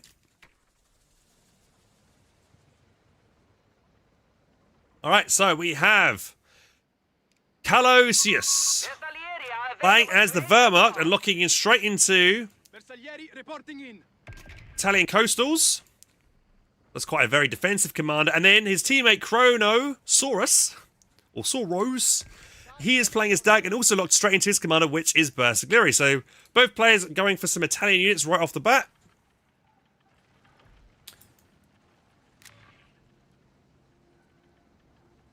And it looks like they're making a beeline for this high fuel on day 101, I believe. I believe this is the name of the map. And then we look over to the allied players. Is Ferrig. He's playing as the Brits, and his teammate Mew is also playing as Brits.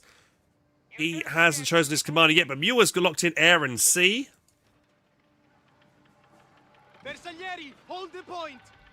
Looks like he's got a plan here to secure up this point. Got the cover down. He's also going to wire off the cover here.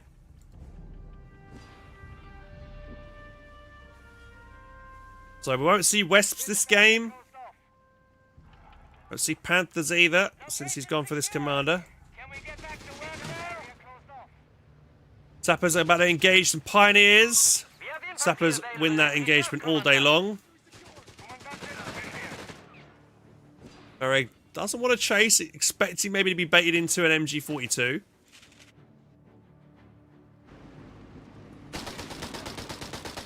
We have a little dingo on the field.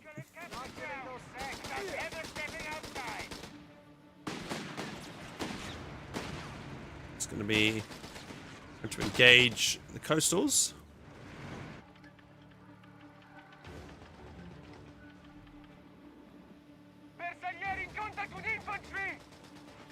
Versus trying to engage the Sapper squad. They're fighting it on two different angles here.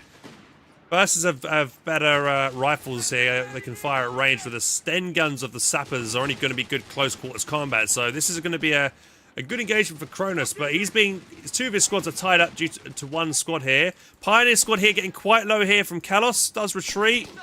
Will he survive the retreat path though? Oh, I don't know. One more shot here from the infantry section. Might be able to do one more volley. Can they get it? They do! They do wipe the Pioneers. Sappers also go down to one guy on retreat, but they've got a pretty big chunk of health. They should survive.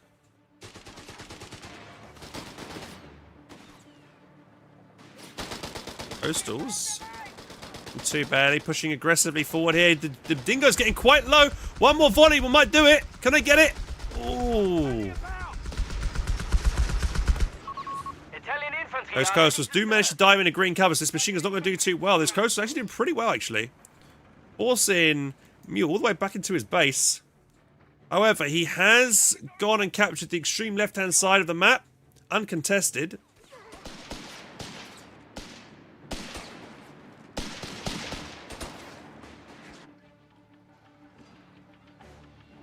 So Kalos and Kronos are currently ranked 7 and 9 as a team of 2. And Ferrig and Mew are ranked 3 and 1.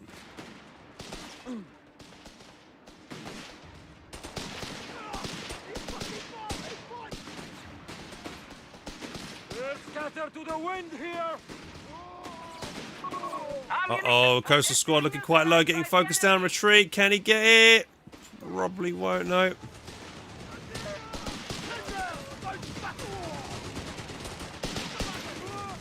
Sapper Squad slowly picking away and burning those bursters. They're going to have to be forced back.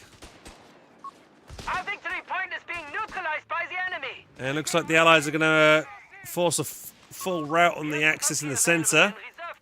We do see Kalos has got himself up or in the process of building himself a bunker. Probably going to get heating on that. He's dropping, using the artillery officers off-map barrage on this zone here. But Ferrig's just going to walk straight through that and not care at all. Ooh, though that next barrage did a bit of decent damage there. That motorcycle might want to try and focus down that low health squad there, but there's the dingo to try and cover the retreat of those squads as they back away. Cheeky mine going down. Oh, motorcycle might just go drive straight into that mine. Be careful, this sapper squad is fairly overextended as well. Will the Axis team try and get on the retreat path of this to try and wipe it? The artillery officer's trying to get close to be able to drop an off-map barrage here onto... Yeah, there we go. There comes the barrage. He's going to have to relocate this machine gun right now. Well, fortunately for him, that barrage completely missed. It was nowhere near where that squad was.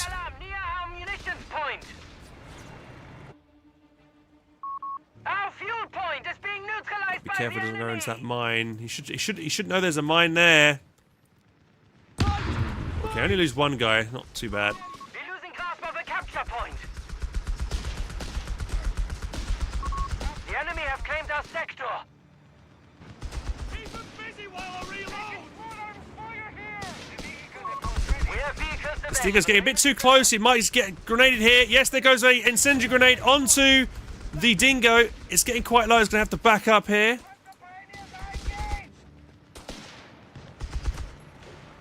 Hans, I still found it very funny how you reacted to the Foxhole battleship. Yeah, dude, that was... I like that meme as well. It's quite funny, actually.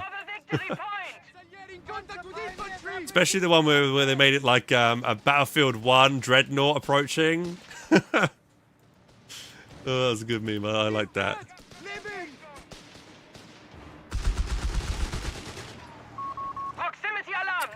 Dingo, yeah, it's going to back away. Just waiting for the sappers are also retreating, so that dingo's going to have to back away. And what do we have now for the Axis? We have a 8-rad is in production. And we do have a half-trigger production for Kalos. Off-map barrage being called in here. Kalos really needs a machine gun against this many units. Infantry squads just diving on him right now. Strange decision here to get a medical truck when he's already got a medical bunker. Kind of a waste of... section. Almost wipes the coast on retreat then. Axis players are kind of getting pushed back onto their side of the river. And though we do see Chrono has gone round the side here, getting the capping down a little bit here and there. So everyone's kind of focused around this plus 10 fuel point. But here comes the 8-rad on the field. Nice camouflage pattern on that. Thank you, Rabob. Thank you for the follow. Cheers, buddy. Oh, there goes the motorcycle. Needed to pay careful attention to that. 8-rad is chasing down the Vickers. Can he get it? Oh. What's the game by mistake then? He's adamant. Oh, we have a bishop in the field now. That's a really good artillery piece. He might be able to get it. Oh, dude, no health. He's going to survive with literally no health. Oh, I could have kept on going then and chased that. Bishop is opting to fire on the field to try and deny the coastal squad here that's trying to capture it, but all the rounds are missing thus far. Nothing really at the moment for the Allies to counter this this 8-rad. Okay, here comes an anti-tank gun now, but 8-rad's already done a pretty good job of forcing back the Allied machine guns. There you go. Anti-tank gun, 6-pounder gets one good shot in onto the 8-rad, forcing it back. And then we have a Stummel conversion over here. So this half-trick's been made into Stummels. So this is kind of like an indirect fire piece. Machine guns have been made available. And it sounds like the Bursars have now got access to upgrade their Redder machine guns.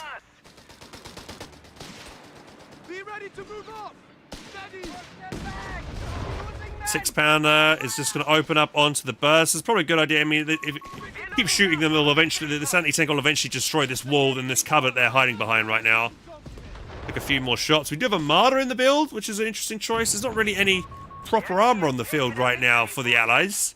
Apart from that, the Dinger doesn't really count though. It's just a light reconnaissance unit, if anything. Enemy forces have captured a victory point. Repairs completed. Stummel's going to open up on these infantry sections that are in cover here. 6-man trying to get a shot in onto the 8-red. It does connect.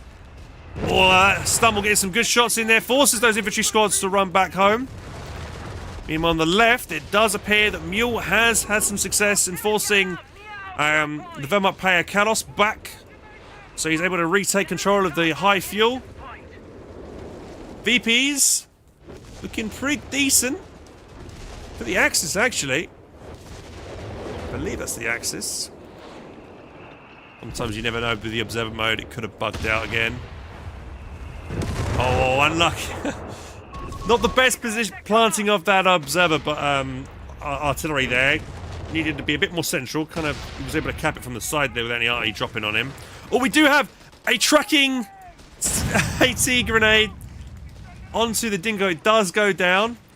I say tracking because once it's lobbed, if an ability is lobbed like a grenade, like an AT grenade, it will always hit the target after being lobbed, even if that vehicle was able to drive faster than the range of the initial throw. Bastards are opening up on this gun. They are going to get double suppressed. Ooh, and a grenade being lobbed here by the sappers.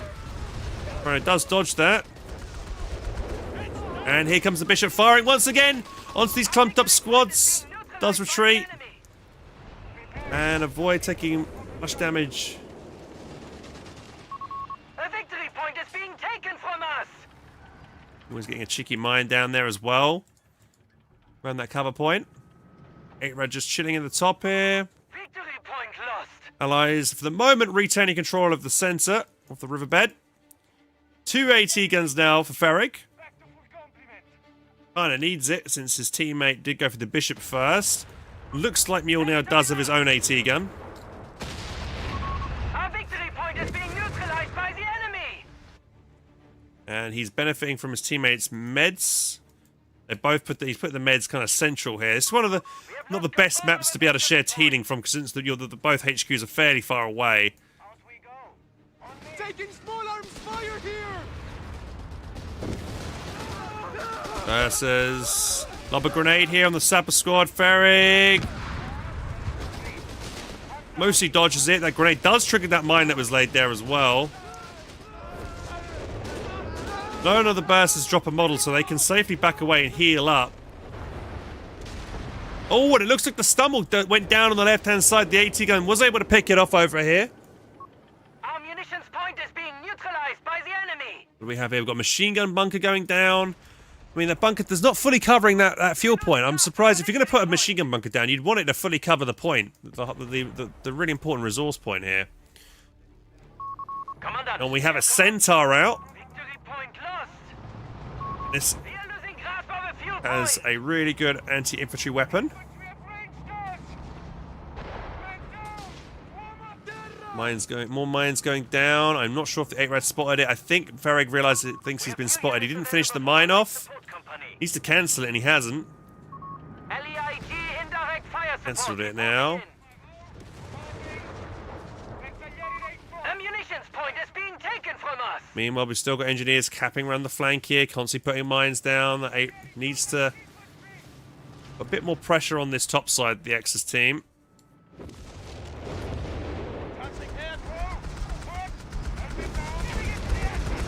Yeah, that Bishop is just going to keep barraging, almost wiping those coastals there.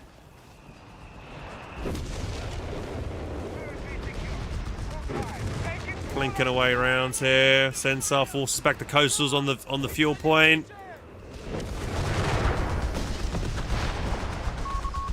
The Axis team needs smoke right now to be able to blind these two Vickers. These Vickers are dominating and holding these positions down. Oh, we have an LEIG being called in. That's going to help trying to force back this Vickers. Versus do get past the machine gun's line of fire. However, they don't get past the other one on the left-hand side. They're going to get suppressed. So Chrono not having the best game so far. We also see that Mule has brought his AT gun up to help slowly pick away at this anti-tank gun. He's also got himself, Kalos got himself his own pack gun.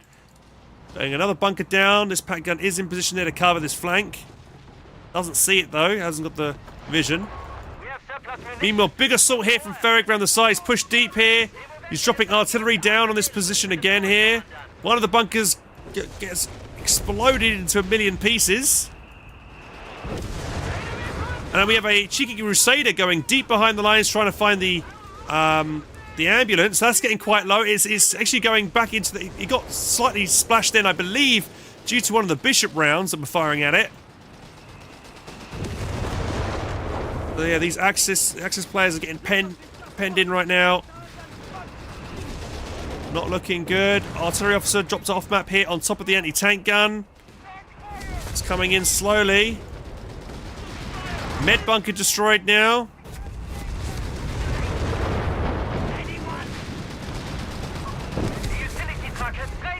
Oh, the Crusader went into the base and took out the ambulance.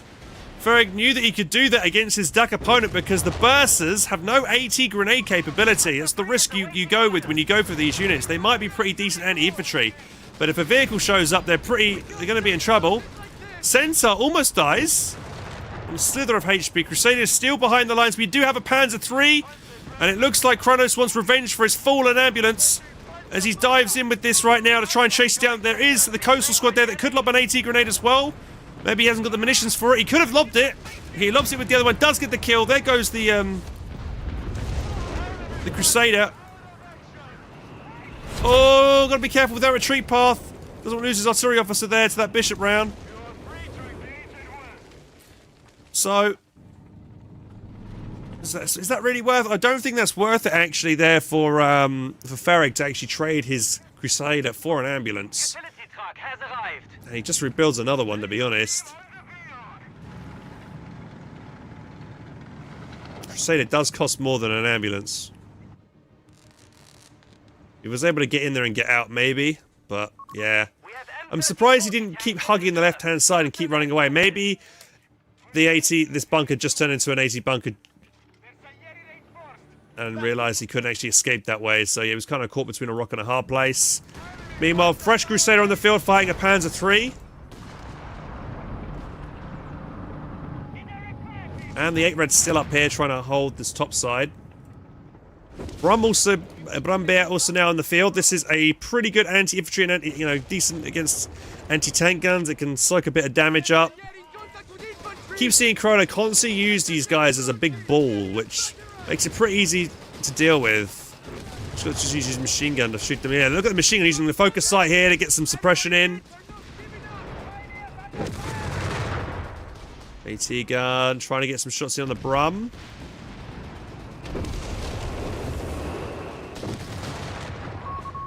Chrono needs to get himself a Stuka out now, I think.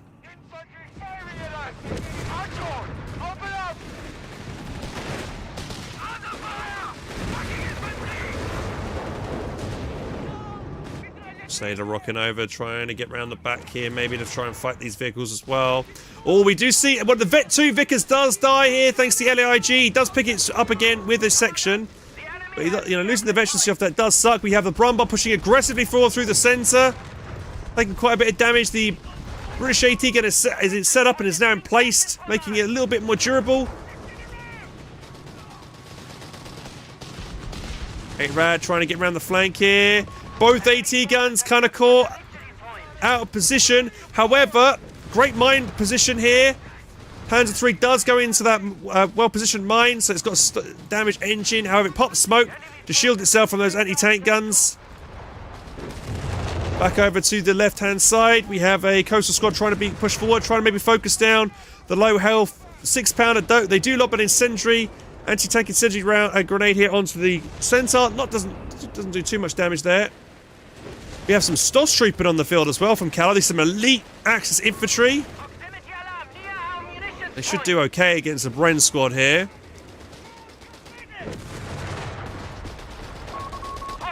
Look at these both AT guns set up.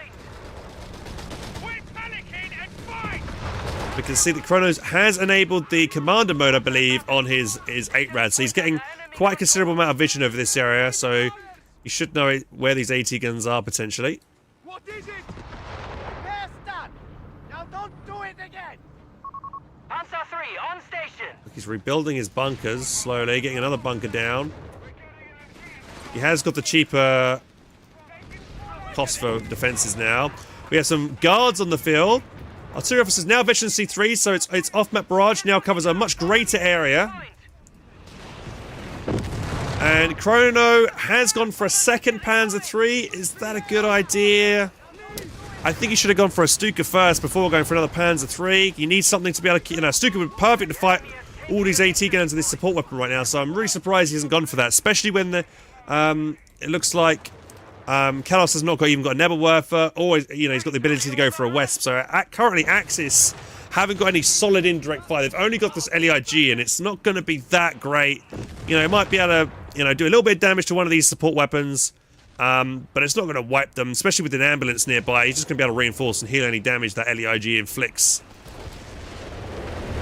We've got the anti-tank bunker taking a lot of damage over here. Bishop firing on it, as well as the guard squad pushed up with their bazookas. And there it goes. Now that's down. The Centaur can get back in the fight.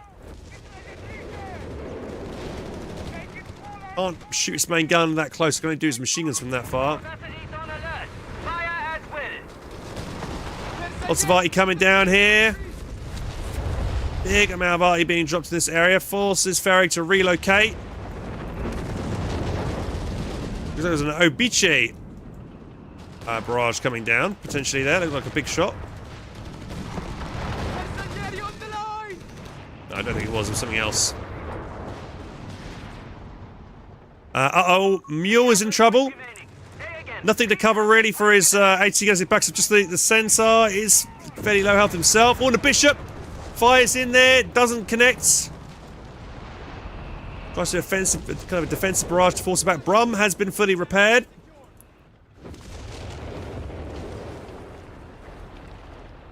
Coastals, once they get to Veterancy 2, they unlock the 7th man they could get, so it's only 7-man squad in Company Heroes 3 at the moment. Rough grenade coming in. Fairly well dodged there from Chrono. 250 just being thrown into the fight for some reason. I think he just wants to get rid of it, to be honest. It's eating into his population cap. I think he just wants to use it up and get rid of it. Should see that dying any second.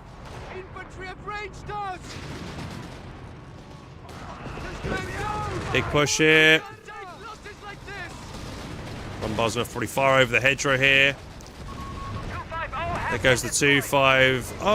Half track's down. Section lob and AT grenade. Tiny bit of damage there, not much at all. Panzer 4 now is out for Callow.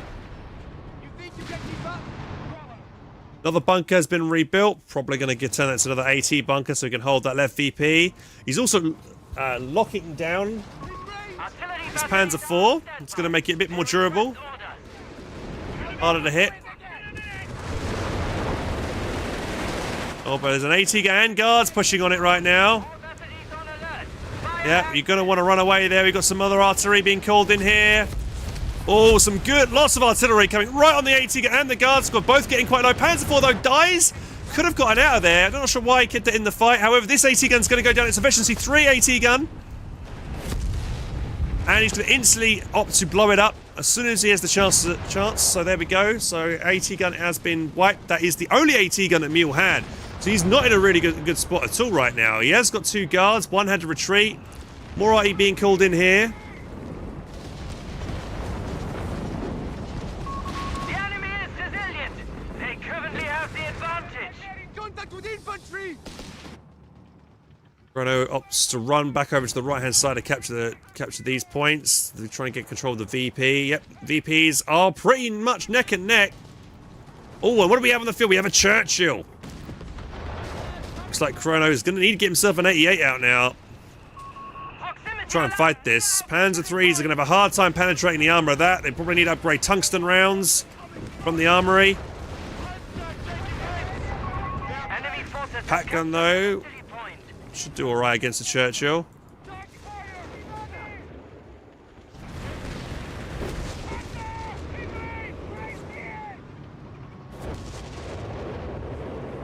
while trying to find those guards. Oh, there goes the bunker. Slams that sensor. Hands of threes. Engaging. British armor here. British armor is backed up by their own anti-tank. It looks like another bunker is going down here. By Callie's using his ability to build a bunker automatically. Probably going to upgrade that to an AT bunker just to help cover that flank there. Against the Churchill. Yeah, the AT bunkers will do very well against Churchills. Yeah, instantly upgrading the AT bunker. Upgrade there. Pack gun getting some nice shots in there against that Churchill. Has to back away though. Lots of infantry sections coming towards it right now. Brum needs to get in the fight here. Force this infantry back. Our capture point is being neutralized by the Good shot there from the Brum. Gets that squad down to half health. Oh, here we go. That bunker's about to tech AT. Any second now. Bang, there it goes. That Churchill is in range of it, but he hasn't got vision of it just at the moment. We have taken the advantage. Ooh, fired a shot but bounced. Oh, those guards, man. Guards and 6-pounders hitting that Brum. He has to run away. The guards have an ability to slow whatever they hit when they get with a Veterancy 1 ability, and they use it on both guards to help ensure the wipe of that Brum. But they get it. The guards are going to keep pushing here. They could lob their gammon bombs onto this clumped up infantry on the retreat path. I think he's going to do it. There goes one grenade in. Oh, but very well dodged there from Kalos. And we have finally got some other artillery here from Kalos. He's got himself a Nebelwerfer out. Just been firing here onto this anti-tank, and that is not a bad choice here to help fight the AT guns. This one anti-tank gun bunker really needs some repairs right now. It's getting quite low.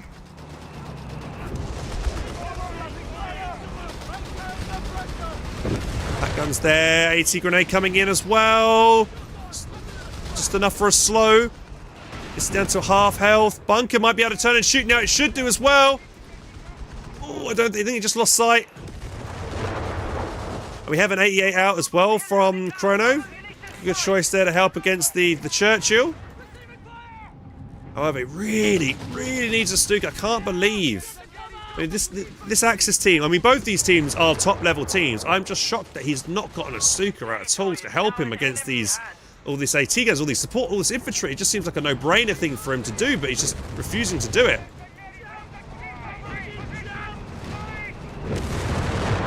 We've got a plane coming in here.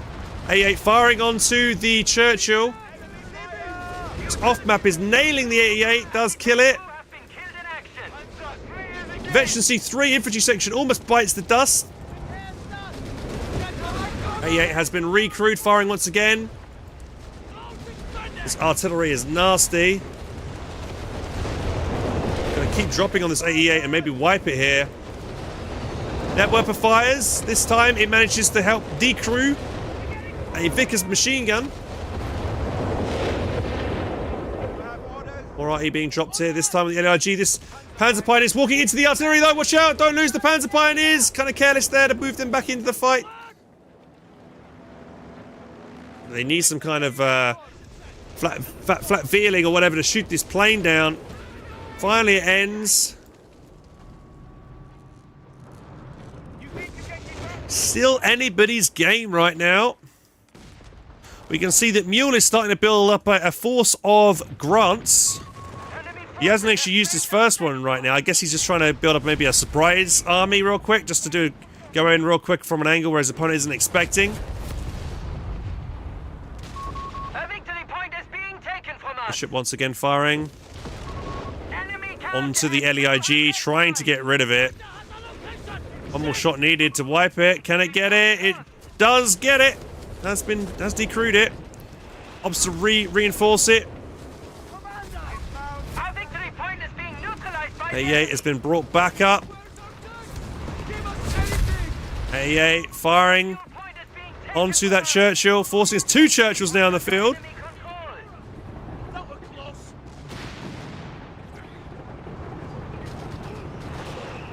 Ooh, not a bad shot there, trying to wipe the Vet 2 Vickers on Vet 2 6-pounder retreat. They do get it, they do wipe the veterancy off that. That's a nice pick there. Still needs to completely destroy the weapon though. Enemy down! Down! Uomo a terra! Nebelwerfer firing onto the other anti-tank gun. This is a great unit for trying to get these slow vehicles, these slow support weapons. Almost wipes it, but is able to pull back away next to the ambulance. We've got all the British armour here on the left-hand side. Ready to try and make a big play here onto the left-hand side victory point, but that bunker is still alive over there. Can't really do much while that bunker is there. All batteries on alert. More artillery being dropped in here. Ooh, oh no! He walked on top of his own mine, which, while the artillery was landing, and he's got a damage engine on his Churchill, and also his AT gun's been TQ'd. Now's the perfect time to blow this up. Heavy tank! Axis, what have they got? Have they got anything nearby to help blow the AT gun up? Doesn't look like it. More artillery being called in here. Can he wipe the other? No. Looks like he's just going to get away with it just about.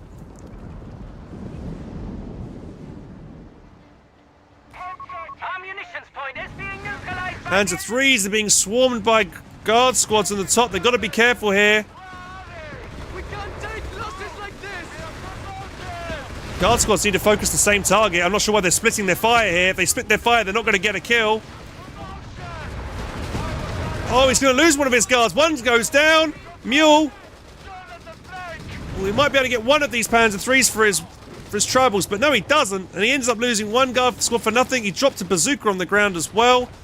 That was terrible there for him. I guess he wasn't paying attention. Maybe he's too busy microing his vehicles. But he split his fire. There goes an infantry section thanks to Brumbar. Brumbar gets a good shot in there. Big push here from the Churchill through the centre. 88 backs away. It looks like he's a good micro there. Avoids the incoming artillery fire. Nebelwerfer, good barrage here onto the AT guns. We do have a Stoss trooper trying to run away from two Churchills. 88 needs to try and get back into the fight somehow to force back this armour. Where is the AT gun? The other AT gun is here. 88 gets a good shot in here. Ambulance dies. AT bunker here goes down. Oh, we might see a Churchill go down. This pad gun's in a great spot. Some attack grounds are needed from it. He does get it. One more needed to get the kill on this Churchill. Vet 2 Churchill about to die. Can he get it? Oh, he missed with the shot. He's still within range. He needs to lob the infantry. This coastals could just lob an AT grenade and should be able to get it. They should need to lob it now though. Pad gun lining up another shot. Can he get it? Another attack ground maybe. There goes the incendiary grenade. He gets it. There goes the Churchill. Meanwhile, we've got a Crusader that's gone round the back. Eats an 88 round. Has to back away. Bit too overzealous with that unit round the back there. It can't really do too much on its own. But overall, I would say that is a win for the Axis. Getting a Churchill was quite an expensive kill there. They didn't really lose too much. Was the ambulance and another bunker. Bunkers are fairly cheap for Kalos to replace. He has got the cheaper bunker upgrades and stuff. Bishop's has been firing all game and hasn't had anything tried to come harass it. I would love to have seen one of the Axis players send a cheap vehicle round the left-hand side flank to come up behind it and try and take it out. They haven't done it once this game. Also, neither Axis player are really looking at Kalos here. He should be getting himself a Kettenkrad out for vision to spot for his teammates 88, to spot for the Nebelwerfer, and yeah, neither Axis player has any kind of proper vision for this game. Likewise, the Allies, have the same issue as well. They have no vision, no units that can drop after, drop flares. None of the sections I see. You've only got one section left that has the ability to drop a flare. That is it. There is no Stu on the field for vision, nothing. So both sides are really struggling for the vision this game, which would really benefit them, I think. Nebelwerfer, good shots here onto the AT gun.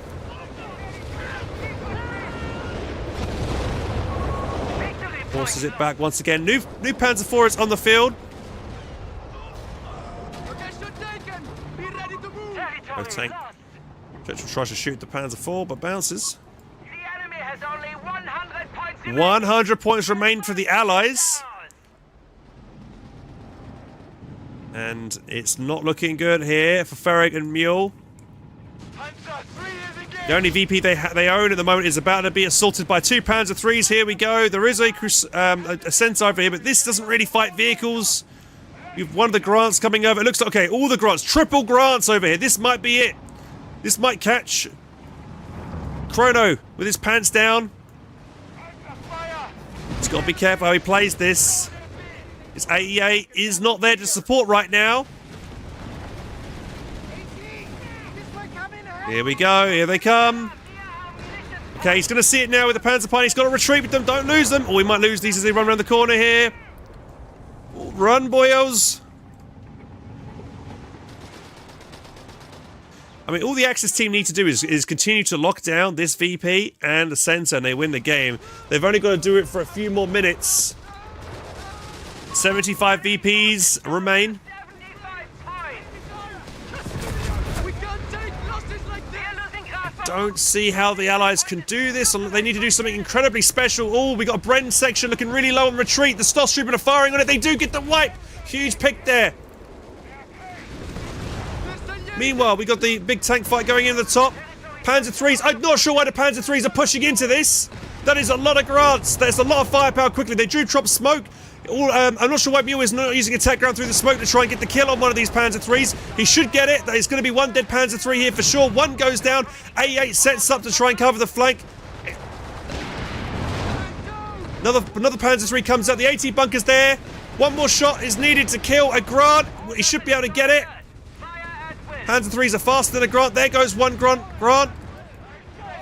Meanwhile, in the centre, we've got a big dive in from the centre. We've got a Churchill desperately trying to push forward. Sappers go down to some artillery. 2 men, and there's another vehicle unit. I think there's a sapper squad just died there as well. Allies just taking too many losses.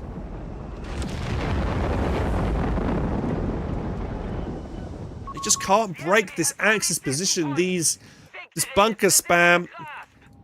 Yeah, they need vision. They need a Stuart with spotting mode so they can push forward their AT guns. Maybe a 17-pounder to try and focus these bunkers down and take them out so their tanks can play. They also need that Bishop. I don't think that Bishop. I've seen that Bishop once fire on that 88. Where has the Bishop been at all this time? It needs to be. It hasn't been firing too much the last few minutes actually. Another bunker going down. Yeah, this AT bunker's got a good area right here over this victory point. Also with this artillery officer and Brumbar, I can't see any allied infantry getting the cap on this while these 2 units are alive.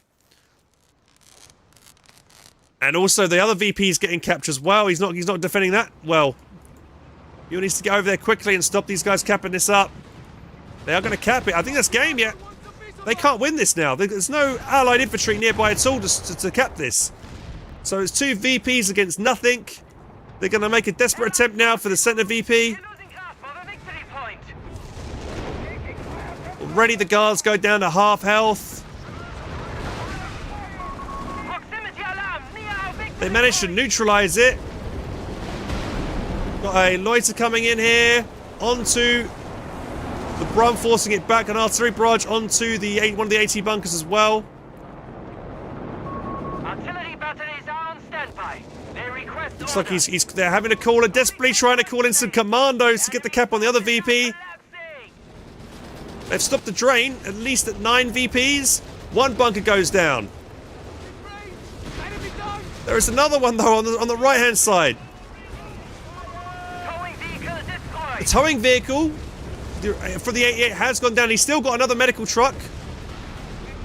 Nebelwerth coming in onto the 80 guns. 180 gun gets decrewed. Great Nebel shots here. Juicy Nebel rounds right on top of these support weapons. Oh, the Vickers, Veterinary Vickers.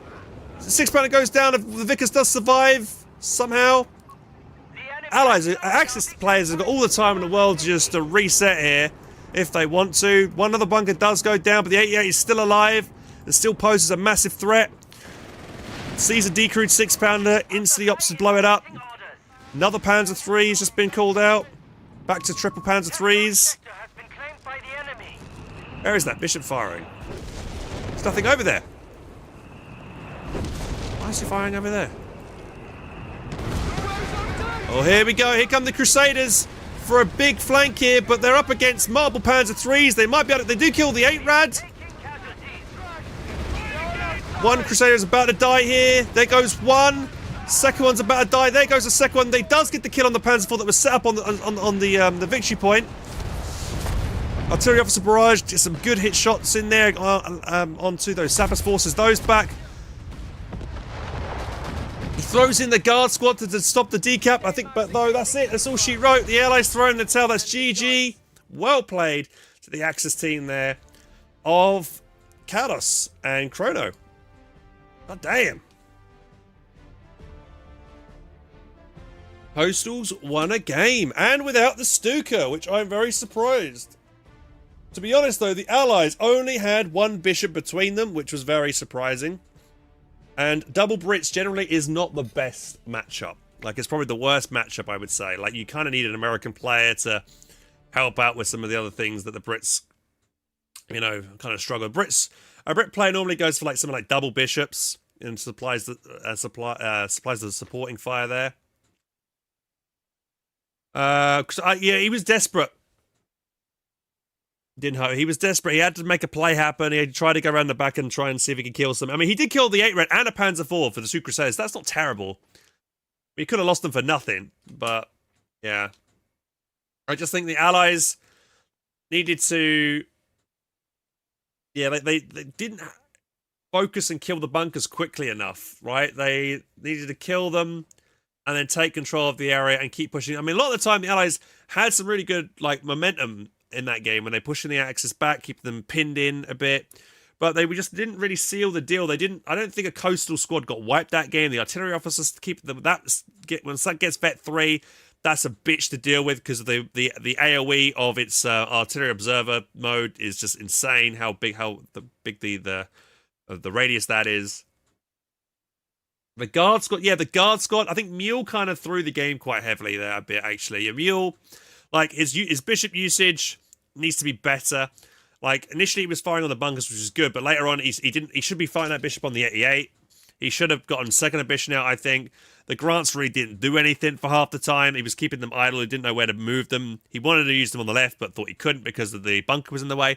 Just needed to smoke the bunker and then push in against it, and he would have been able to grab the left VP pretty easily, I think, in that game. Yeah.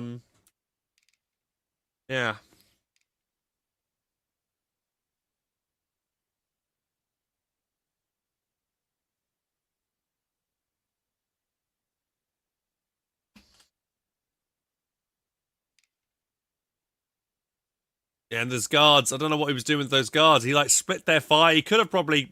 Those guards might have been able to kill both those Panzer IVs if he actually told them to focus down one tank at a time. But he had them split their fire, and both Panzer IIIs lived, and he lost a guard. He almost lost a second guard. So that was terrible from him. And the guards are expensive to reinforce. Like, yeah, I think one guard... He only had the 1 6-pounder as well, so yeah, it's pretty rough. I think Farrig was trying to make something happen with his Cromwells, his Crusaders rather. Yeah,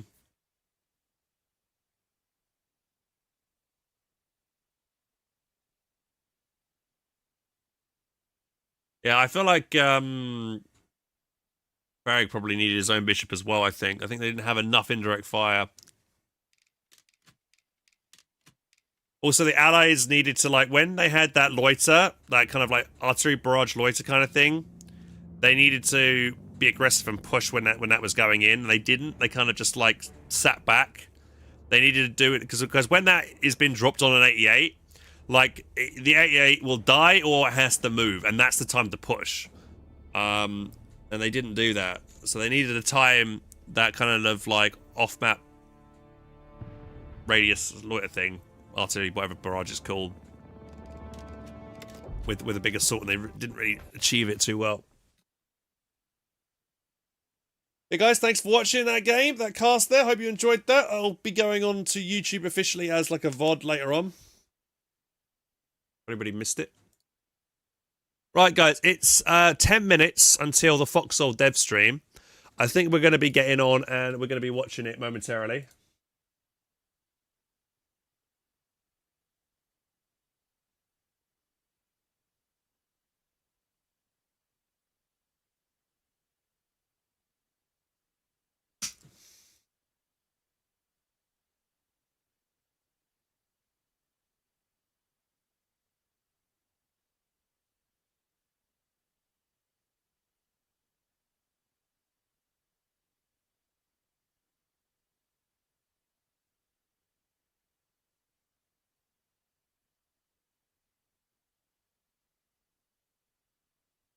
Ride or die, Code 3 community event now. Live, get merit rule. What was that? Been new?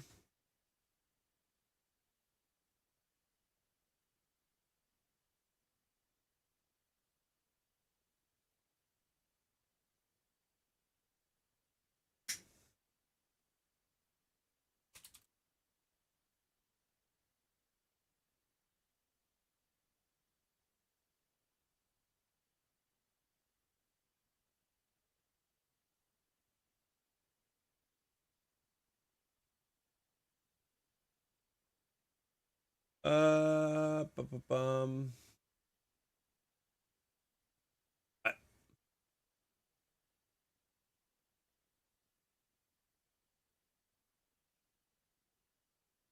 And I'm in a cast tab. It for later. What? Sorry, what? You want about? Right, let me get some tunes going on here real quick.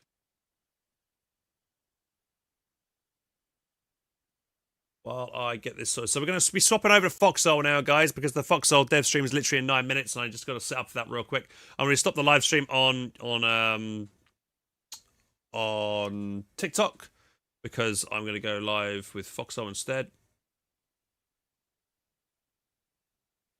So back in a minute, guys.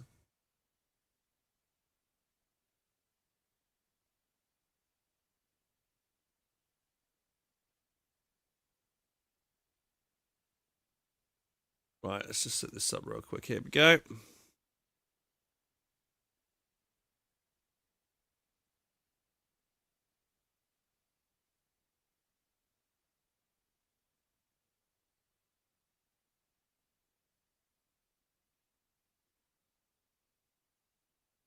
Also, TwitchCon tickets were announced today, apparently, for EU Rotterdam again.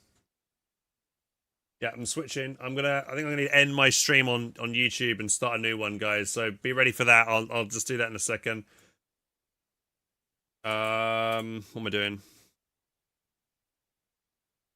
Foxhole Dev Stream Watch Party.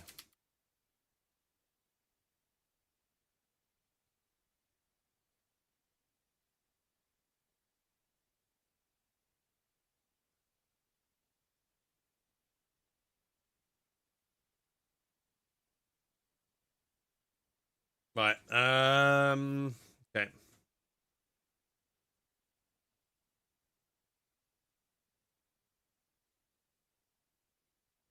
Bear with me a few minutes, guys, while I set this up.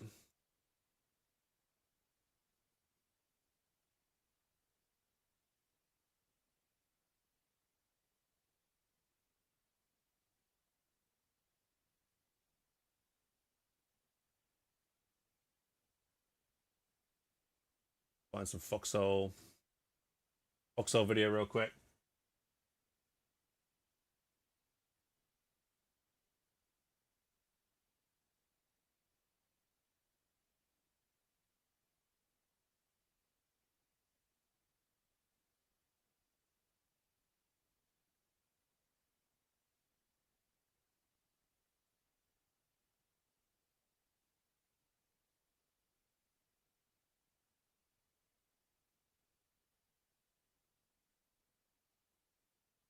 Just bear with me. I'm just gonna put a beer back scene on real quick while I just set this up, guys. Give me a minute or two.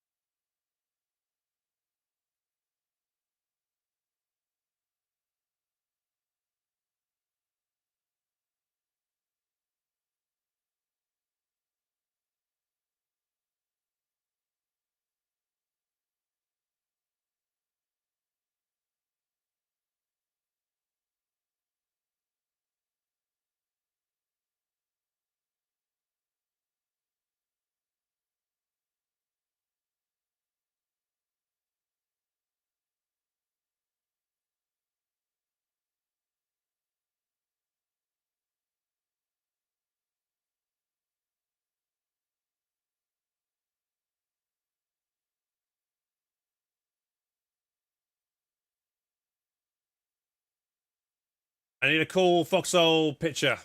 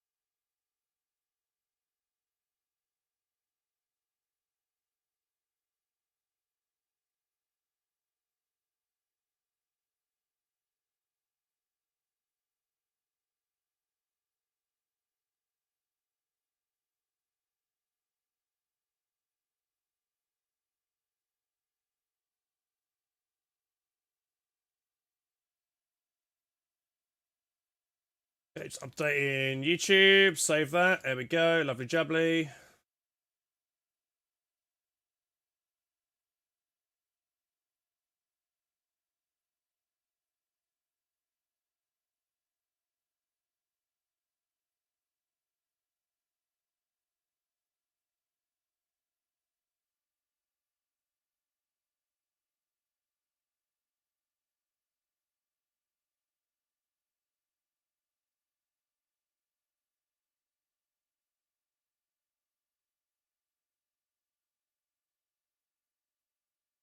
Okay, hopefully that's working now on YouTube, on thingy. Right. Who's got the stream? Who's got the link to the stream? Quick. Oh my god, quick. Don't panic. Don't panic.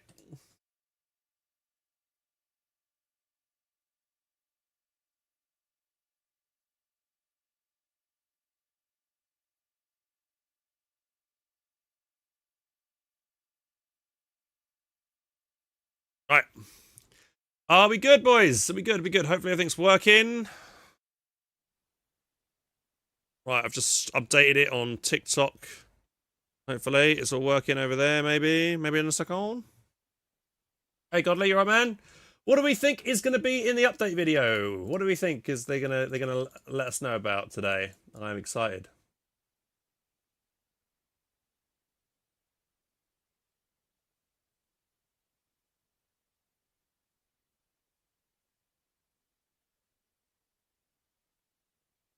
Space race? Oh god. Think it's gonna be space? Yeah, I got a new soundbite. I hope you guys like it. I'm escaping to the one place that hasn't been corrupted by capitalism. Space! I got the new one. The soundbite. They're gonna update it. I don't know when it's gonna be live. Dev stream's on. I'm refreshing to see if it's. Where is the link to it?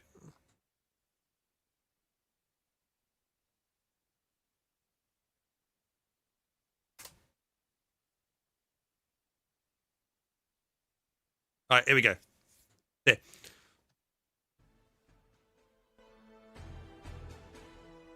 All right, how quiet? This is quiet. This stream is really quiet, mind. All right, here we go.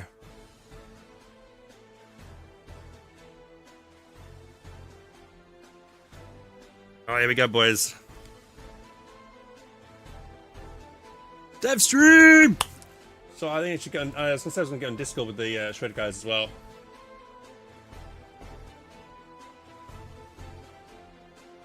Hey, Dragon. Hello. What do you think it's gonna be, man? Any ideas?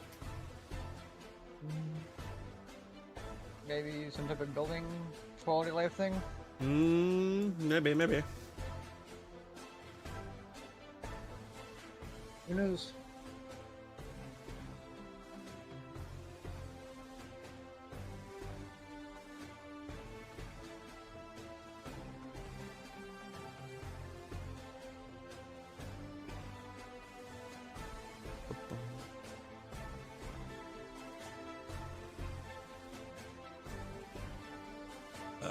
What's that?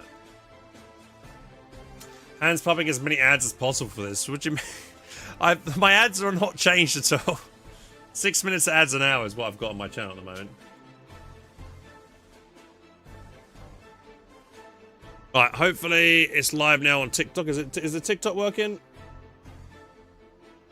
Should say it's live again. Hang on. Come on.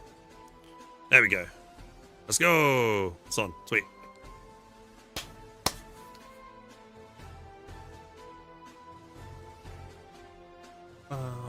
Bum.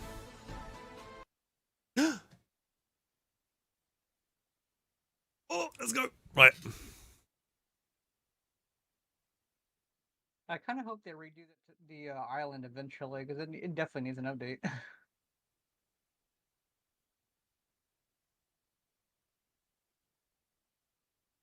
Chat. Right, I'm gonna hide. I'll hide the chat. Good stream. Oh, it's offline. Oh no, they trolled us. It's offline. They trolled us. Damn it. Yeah, I want to type colonial faction removed in the chat.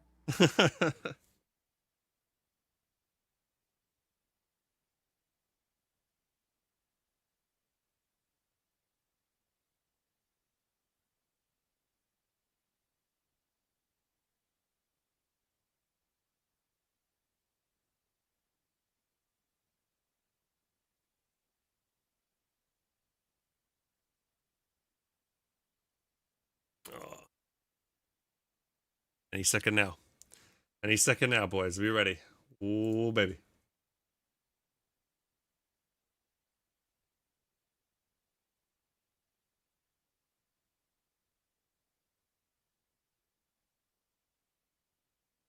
Silent Viking, thank you very much for the follow. Also, Mick Micker, cheers, buddy. Rabob, welcome on, everybody. If you're watching on TikTok, how's everybody doing? There's a Foxhole Naval Warfare update. We're all in excited anticipation of what they're going to announce. We know that they're announcing airplanes. Well, they've already announced that airplanes are coming this summer, but we'll have probably maybe a smaller update between now and then.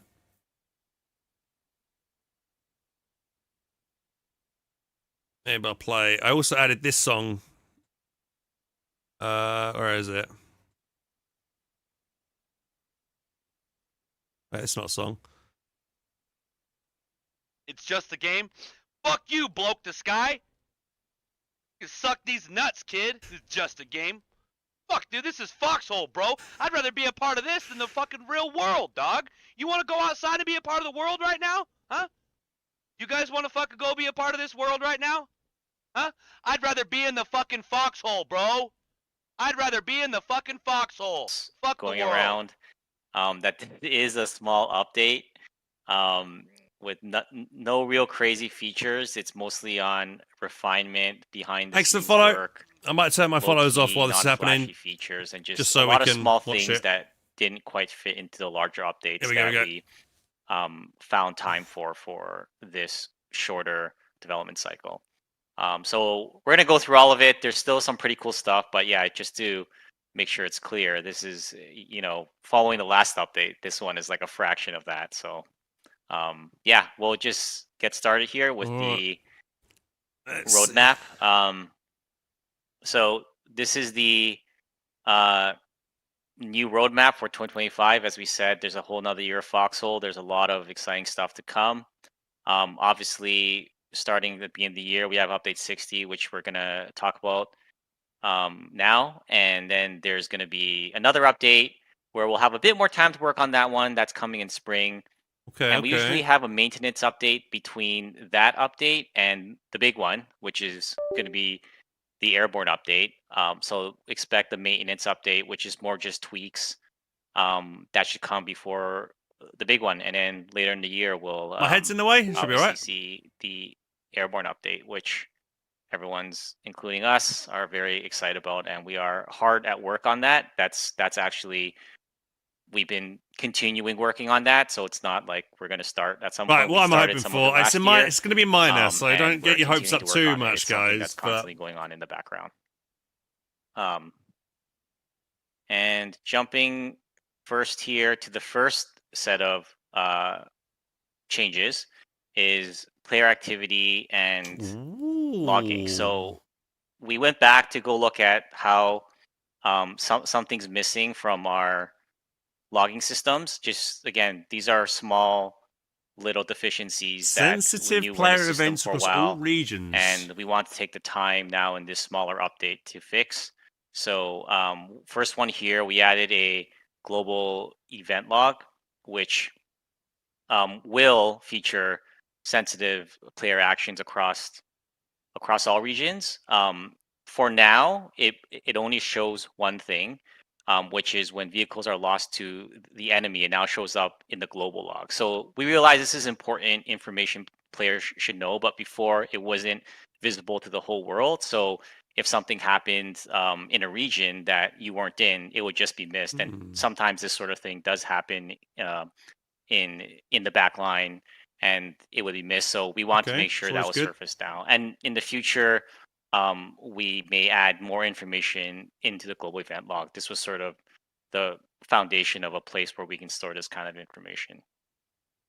Structure, stockpile, and region logs, basically all the other logs, will now persist through server restarts. So previously, as you noticed, when a server restarts And it's for a maintenance sticky or rush for other is reasons, getting the log information is spam lost. So stolen that's globally. all Yeah. persisted now. So if the server restarts, you still all have all that information there that's available. So it makes it harder for a griefer to circumvent the logging system by waiting for a maintenance restart, right? So we're really glad that that hole has been plugged. Another thing here is this next one here is the vehicle restoration system, Yeah. which is an anti-griefing measure that we introduced a while back, where if when vehicles are lost due to a griefer, there's a the system will take a look at it, and if it makes sense, it'll restore it. But this information previously was not really visible. Like if you were if you're proactively searching for this sort of information, you would go to the stockpile. You might be able to figure out what happened, but it was largely not visible. So we want to make that visible so players know when this system was actually working. So this is now um, the this measure will produce a log in the region event log and the relevant stockpile log where the contents were restored to.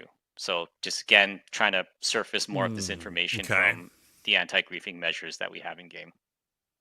And then finally, this one here is giving more information on offline players or players that are not currently in the server. So on the player screen now, there's going to be a status icon shown when a player is in when a player is no longer in the regions, and they'll give you the reason for that, whether they're offline, whether they've recently transferred to another region, or whether the player is active elsewhere. So yeah, just again, this is not the most exciting features, but it's just these little things that we wanted to go back and fix. Yeah, Cool. maybe to help frame this a little bit better, because there's a lot of new players who came on from the last update, which was the infantry update. Generally, what we do, even though the infantry update wasn't one of our bigger patches, we recognize that, but it was the biggest one of the year. And this is some Following those okay major quality life patches, stuff, right? those minor, medium-sized patches, we try to follow up on stuff that was missed or holes that were caused or holes that were missing that we didn't have time to get to during those releases.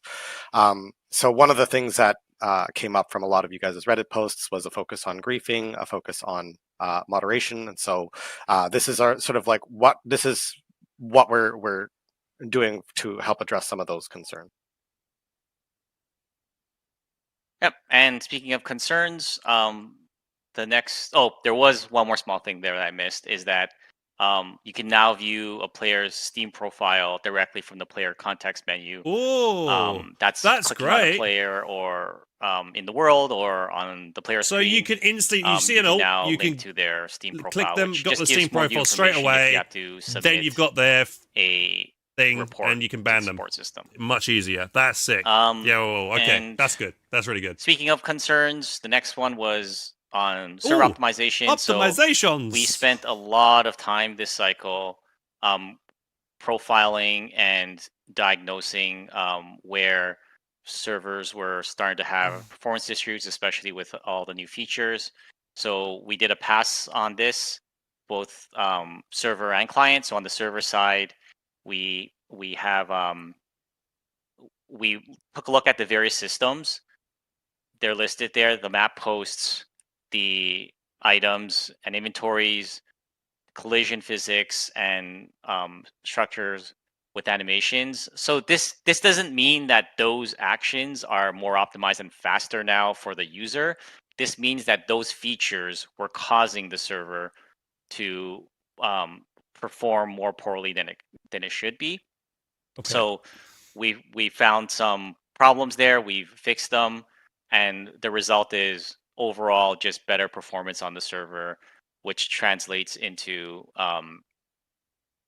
reduced latency. It essentially, just to get more a bit on the technical side, it's it comes down to how many CPU cycles the server is spending on various systems in the game. And Foxhole has a lot of systems, and these are the few systems where it's going to be spending fewer cycles on.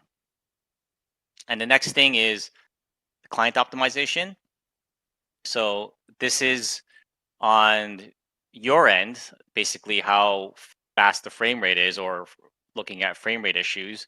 So one of the problematic areas of the game is, and which has gone worse, especially since more players are building more things in the world, is we found frame rate issues and Yeah, that was definitely an issue. hitching when moving into areas where there's a lot of bunkers or trenches with railway tracks, other spline-based structures, or where the landscape has changed.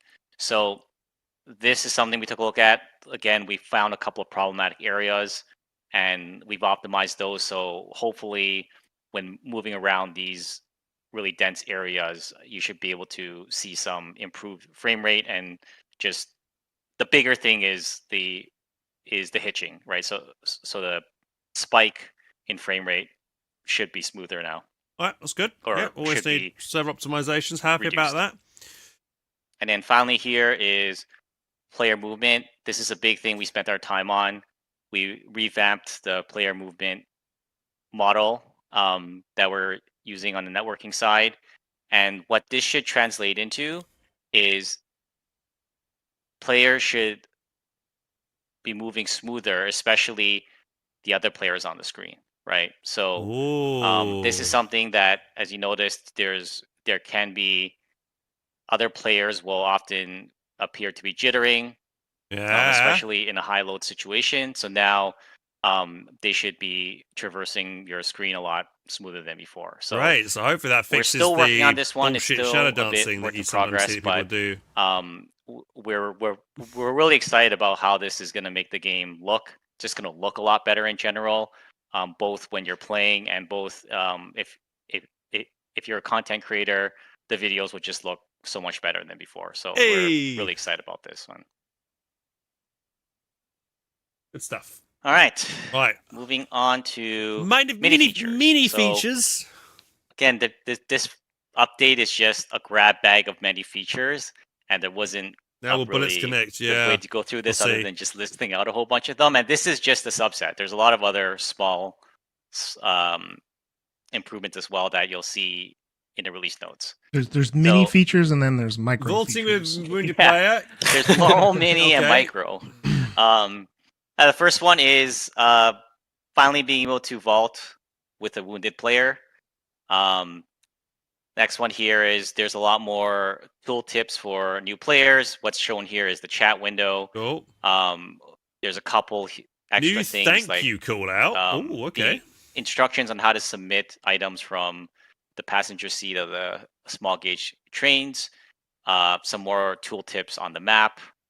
And yeah, there's a couple of other ones there too. So this is just an ongoing behind the scenes effort of just like continuing to update the tooltips in the game and making sure we surface the various mechanics that are sometimes hidden, and it becomes sort of this special knowledge thing that only the veterans know about. And we just want to make sure that we continue to update all the information in the game so it's up to date, and moreover so that it can be localized eventually to other languages.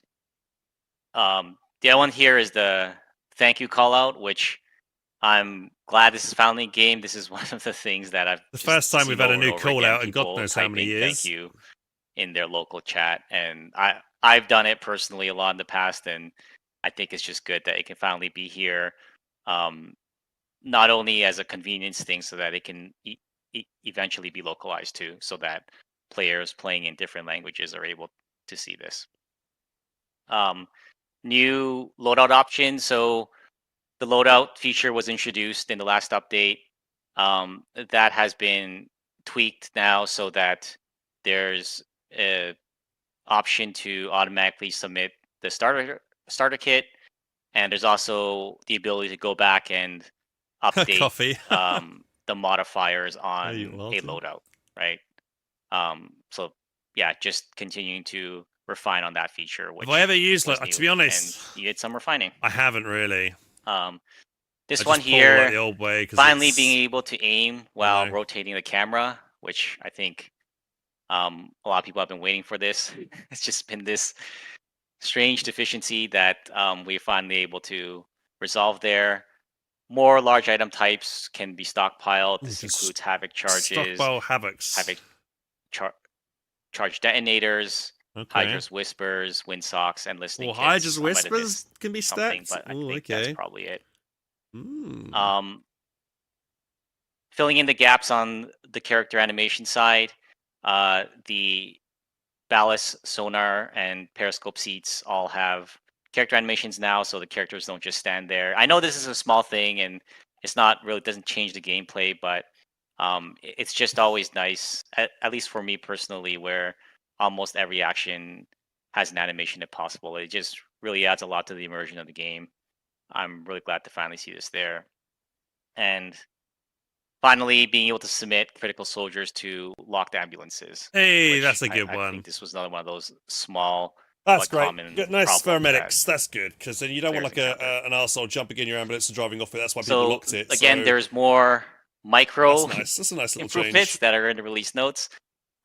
We didn't fit those all there here, so that's it for now. But definitely look at the release notes. Wait, is that We'll it? provide you guys the slides. I know you guys can't see the bottom right one. It says submit critical soldiers to locked ambulances. The logo's covering it up. Right. Okay. Please don't tell me that's it. All right, Max facilities. Facility stuff. All right, so we've added a new kind of map post. This one is going to be a little bit different from the map posts you guys might be used to. Hey, name. So in the existing map posts, you guys can select a title, you can write comments and things. This one is going to be functionally somewhat different. You're not going to be able to write a title. You're not going to be able to make comments on it, but you will still be able to upvote and downvote them. Instead, what this map post is going to do is it's going to coalesce information from your facility and put it into a tooltip so you can see what these public facilities produce and also what's inside them. The motivation behind this was we wanted players who wanted to get involved with facilities but didn't necessarily want to be involved with building one, but just wanted to know where you could build stuff. We wanted to expose that information for people who are already building public facilities. The big departure here, because we're not replicating a lot of information like with respect to like comments and titles and things, these facility map posts can have a longer lifespan, and they'll be more they'll be a little less likely to disappear as a result of just I guess the person who's going to benefit from this most would be like the smaller groups of players. So you don't necessarily need a whole clan of people to upvote your post just to have it stick around. You can make your map post and expect it. If you're just running a one-man facility, you should be able to make a map post and expect it to have at least some longevity. Okay. So the different types of map posts that we have here, the public facility one is meant to expose like all of the stuff inside the facility. This is not every structure. Okay, you're not going to get information with like for things like what construction materials you can build or what refineries you have. We've specifically targeted a couple of structures, namely the vehicle assembly pads and the transfer stations. So if you are operating a public facility, the expectation here is that you are placing your items that you want people to take into certain structures. What about ammunition that, facilities? Are more because I want to know where that I are can get more 120, 150 shells. Nuclear friendly, more more likely for somebody to walk up and be able to figure it out. The intention here is not to expose the entire facility so that it would just end up being confusing. I think that's pretty much it. You guys can experiment with it, give it a try. Let us know what you think of it. Yeah, Let what us about know ammo if there's any other factories? information that you think needs to go into these I'd map probably posts. think that ammo factories would be the most thing that most people would want, right? Because everyone's using artillery. Oh, I say that. So we're not just working on facilities stuff. We're also working on just general logistics quality of life. But following in line with those map posts, the transfer stations, it was pointed out to us that one of the big reasons players don't like using them is because it takes so much longer to get stuff out. So we've added this massive retrieve bonus to it, similar to using like a small train, but you don't need to use a small train anymore. So the expectation here is that if you're putting things into a transfer station because they are public and because they are exposed on these map posts, the expectation is you want basic people to factory. take it. That's good. So if you're building concrete, for example, you have a facility that's building concrete, you put it onto a material pad, you can create a map post that allows anybody to come to see where it is and also to come and pick it up with a 10 times bonus. We moved the melee weapons out of the facilities back or into the factory. I think a lot of people are just requesting that now that we've seen melee sort of settle out a little bit more. We're a little bit more comfortable with it. We've just put it back into the factory, so we should see a lot more of them, and hopefully you guys will appreciate that. The small arms factory, this works similar to the vehicle assembly station, where when you mouse over a vehicle assembly station, you can see what vehicles you can create. We've also added this for the small arms factory, so now you can see what items are available. And the small arms factory is one of those structures that will appear in those map posts, so that new players can find out where they can build. Small arms factory is probably one of the best additions. The rest of these are very minor, but I'll let you guys read through them yourself. They're just generally, we're trying to show you that there's a lot of minor features that may not necessarily make the headlines, but we know that that the people who interface with these systems are going to appreciate. Right. Is that no more sniping vehicles off cranes then? So with the melee weapons out of the basic or out of the small arms factory, we had to put something into it, and we went with uniforms. So now the basic small arms factory produces uniforms at a massive rate. So similar to the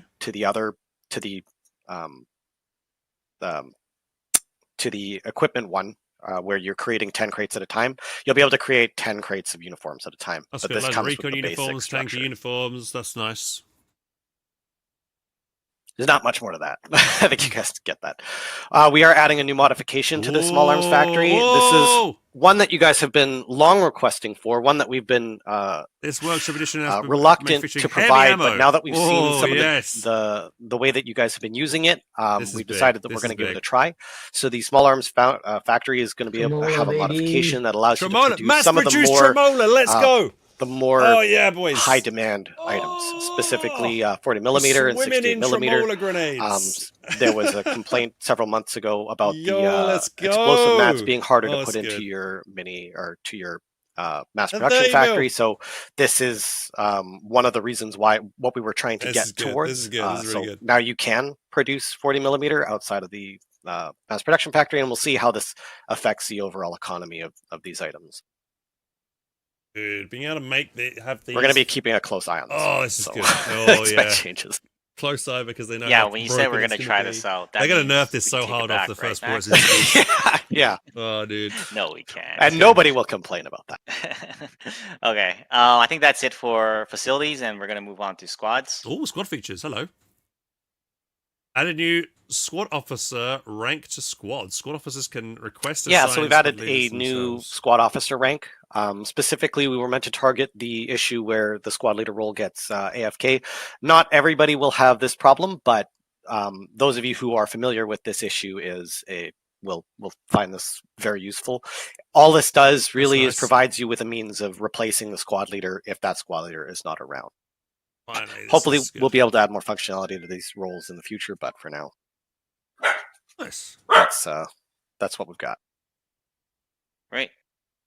So this next part, I'm going to hand it over to you, Matt. But I do want to. When was the last time we had a law update? Touch on why we're working on this at this point, because in this update, programmers were busy on the nitty-gritty technical behind the scenes stuff of server optimization and all the other various small features that you saw us go over today. And from the perspective of a development pipeline, when you have all these programmers working on that, the artists, they're obviously working on the airborne update, but at the same time, we found a gap in the schedule for them to work on some of the lore and environment stuff that had been sitting in the wings for a very long time, right? So some of this stuff has been planned for Oh, It's been wow. planned.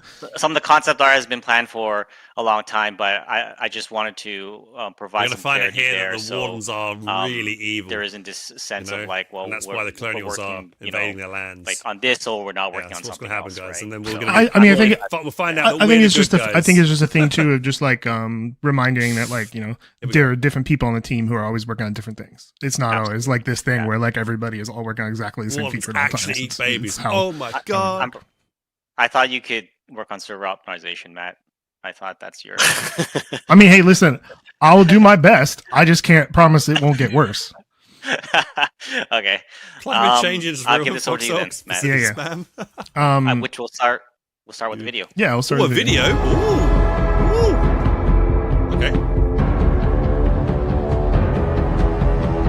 Silicon shelf. Finally got some changes. Yo, that's a big ass ship.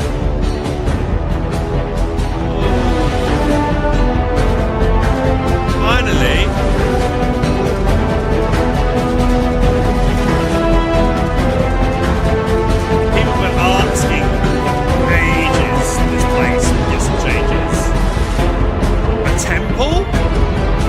Yo, we get a temple? Dude, let's start a cult. Who wants to join my cult, boys? We'll make a cult. With the new place. Yo. So, this kind of goes back a long time when we first did this Slykin shelf. There was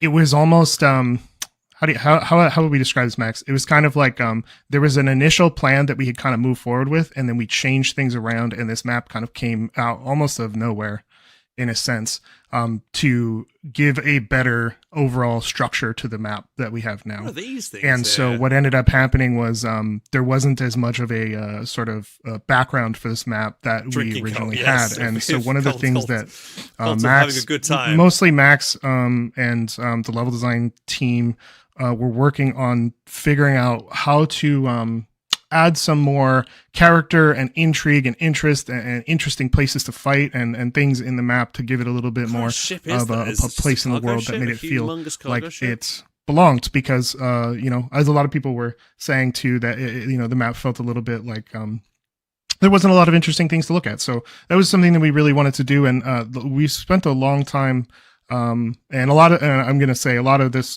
credit goes to the level designers for putting this together and coming up with the concept, the concept artist, the artists. This was a pretty cool project to work on. There's a lot involved, and we wanted it to have the same feeling as the Great Warden Dam, or some of the bigger cities, just having something like a big set piece. So there's this I don't want to go into I'm not going to go into the details of like what the story is actually here, but there's a lot here to find. There's a lot to look at. Could be a really interesting encounter space. And I will say, just from a level design perspective too, I don't know if we're talking too much about this later or not. Are those Max. bodies hanging up? Yeah, I can talk a little bit about it. But are we saying that anything as well? about like Was the on changes to the my- map, or are we just is this it? I can talk a little bit about our intention. So Yeah, go ahead. when we make any changes to existing levels, we want to make sure that we preserve the stories that you guys hold dear. And we know that Silicon Shelf has not been a popular map, but we know that there's been a lot of really cool stories presented here that we didn't really want to touch.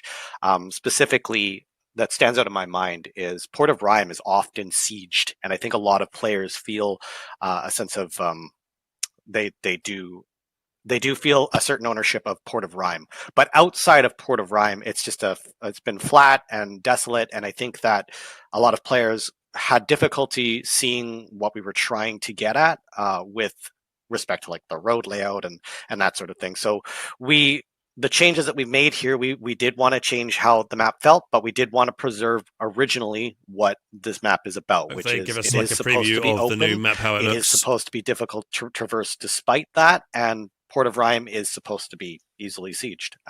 So while this ship is placed in a pretty important location on the map for like conflict, we hope it won't change those important stories that you guys have in your memory. And this map was also meant to be a sort of sister map to Weathered Expanse as well, and there's a lot going on in terms of the sort of overarching like story that I think is a lot more solid now. It feels a lot more like they're kind of pieced together. Yeah, it's been there's a lot I could like explain it. There's a lot I would like to say, but I want to let people kind of explore it for themselves. And there are some wider changes to the map and some of the surrounding areas as well, just to kind of reinforce some of the themes that we were going for. So when you get in, you can look for those changes too. Great. Okay. They finally changed. They finally changed this shit asset. I feel like there is a little bit of a story behind this. Finally. Yeah, I'll start with this, and then I'll pass it to you for a sec, Max. So this particular asset that everyone knows, when we say abandoned ward tank, like everyone knows what we're talking about. Dude. It was probably the oldest thing in the game. Like literally, the position of it, the placement of it. It was put there in a prototype. And abandoned ward was built around it. I think it was in the combat prototype, right? It was before the combat prototype. I had when we did every time I saw it, just a seemed map it was massively out of that place, was 'cause it just looked slightly different before the combat texture. prototype. I had actually placed it there as an asset, and then I built the combat prototype around it. So it's been there for a really, really long time. So one of the things that we wanted to do is update it, because we did feel like it was kind of out of sync with what had changed in the game since before it kind of existed. So we really wanted to just give it a little bit more love, and there's been a few more changes to some of this storytelling in Abandoned Ward, but nothing that isn't. That looks like a Devitt, new. It's just more just like reinforcing the idea like rather old than version of it, or am I letting just, it like just kind of sit in its old thinking? In its old Not form. Devitt, sorry, a hatchet. Yeah, and this was also this was something that we had debated just like removing it. I don't know if you want to speak to that, Max, or not, but we decided to ultimately like replace it.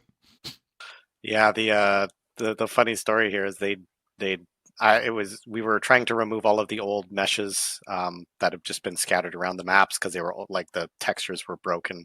And it was a we came across Devitt. this one, and initially Now they changed it to I was like, hatchet. okay, we'll just delete it. It's not Or an important. old variant of And a hatchet, several by the looks members of of the it. team spoke up very, very vocally that we could not just remove it, and so we finally come around to. So we put the task aside, and like Mark was saying at the start here, some of these tasks have been lingering in the background for a long time, and this was one of them. So we finally got around to cleaning it up and putting it back out there, getting rid of the old meshes. And there's some talk about like immersion and things like that, and this is all really important just to like kind of bring everything together. Like there was just some elements that prior to launch we just like we had to prioritize gameplay and we had to prioritize certain things, and this was just one of those. And I'm really glad we got around to it. And like I said, there's a little bit more to explore, so I don't want to like give it all away, but yeah, good luck, have fun, everybody. So this one has been planned. This was when we did the southern visual update for the Velian maps. This was planned as part of it. Unfortunately, it didn't get done before we had to launch. It was a difficult structure, and it was a difficult structure. it took a lot of work, but it didn't make any sense to anybody and to us to have churches from a different culture in another culture's city. So we didn't have them, and this was a really important thing. So this is effectively the same as the Warden Church in the northern regions, and it speaks a little bit more to Velian and colonial culture, and it was really important that we get it right and we get it in and we have it take that place to like again to illustrate a little bit more of the culture, to give a little bit more immersion in these cities and towns. Perfect place for a fight club. Yeah, and that too, yeah. That's the real reason why we added this, right? A place to establish a cult. Okay, that's it for lore and environment. So we'll move on to the last section of the stream. The here last and, section. Oh, come on. the update, Something which more. is new and revamped equipment, and we'll start New this off equipment. with a video Okay, come on. before Something and nice. to you Give us guys. something nice and juicy here. Something we'll be like, whoa. Come on. Give me something good. Deployable banners! Woo! Yo, let's fucking go! Oh my god! Please allow me to carry a banner. Revamp Colonial Gunboat. Let's go. Come on. Get back in it. And 250 more for the Colonials. Fucking yes, lads. Warden ATRPG. Is that their Bane equivalent? Yo, okay, let's go. Let's go with banners. Yo, let's go. Deployable banners. Yeah, I'm glad that we start off with this one. Banners! So, what does it do? It does. It is for mostly role-playing purposes. It doesn't provide any buffs or anything like that, but you can now place banners in places. You attach it similar to the windsock, so you'll use a tripod and then you'll attach the banner to it. But it won't. We've added some sandbags around the tripod so it doesn't look so ridiculous blowing in the wind. Yeah, I think the artists. Go ahead. Plus one to Provides a morale. boost. It does. That's the buff. Yeah, I mean, pushing flags forward in war was a pretty significant. For no other reason. It's a piece of cloth, but it is a significant part of all conflict, and it was something that we felt like we know players have wanted for a long time. Now let us customize the banner. To plant your let flag. us customize it. Come on. So we figured we'd just give it a whirl. See if we can get some cool and interesting scenarios from these. So speaking to what we said at the very start of the stream, the theme of this update has been trying to fill in holes or gaps in the updates that have come prior. Stuff that we know that both factions have been hurting for. Holy shit. We wanted to start filling in some of those gaps. We do tend to resist symmetry as much as possible, but this update is a bit of an exception to that, because we know that the Colonials have been missing a field mortar for a very, very long time, and they've been looking for it, and it has been a sore spot in their arsenal. Oh my god! So we decided, let's just, for the sake of balance, let's take a step back from asymmetry for this one update, and let's just give them the one thing they've been asking for. Yes. Here's a field mortar. Have at it. Yep.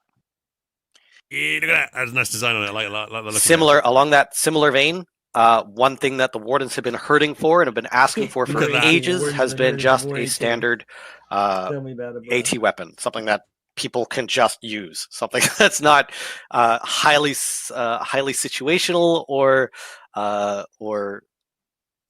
highly situational or just niche.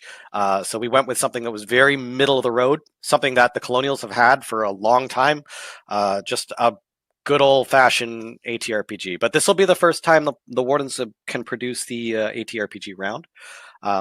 So we'll see how this goes. Well, yeah. And finally...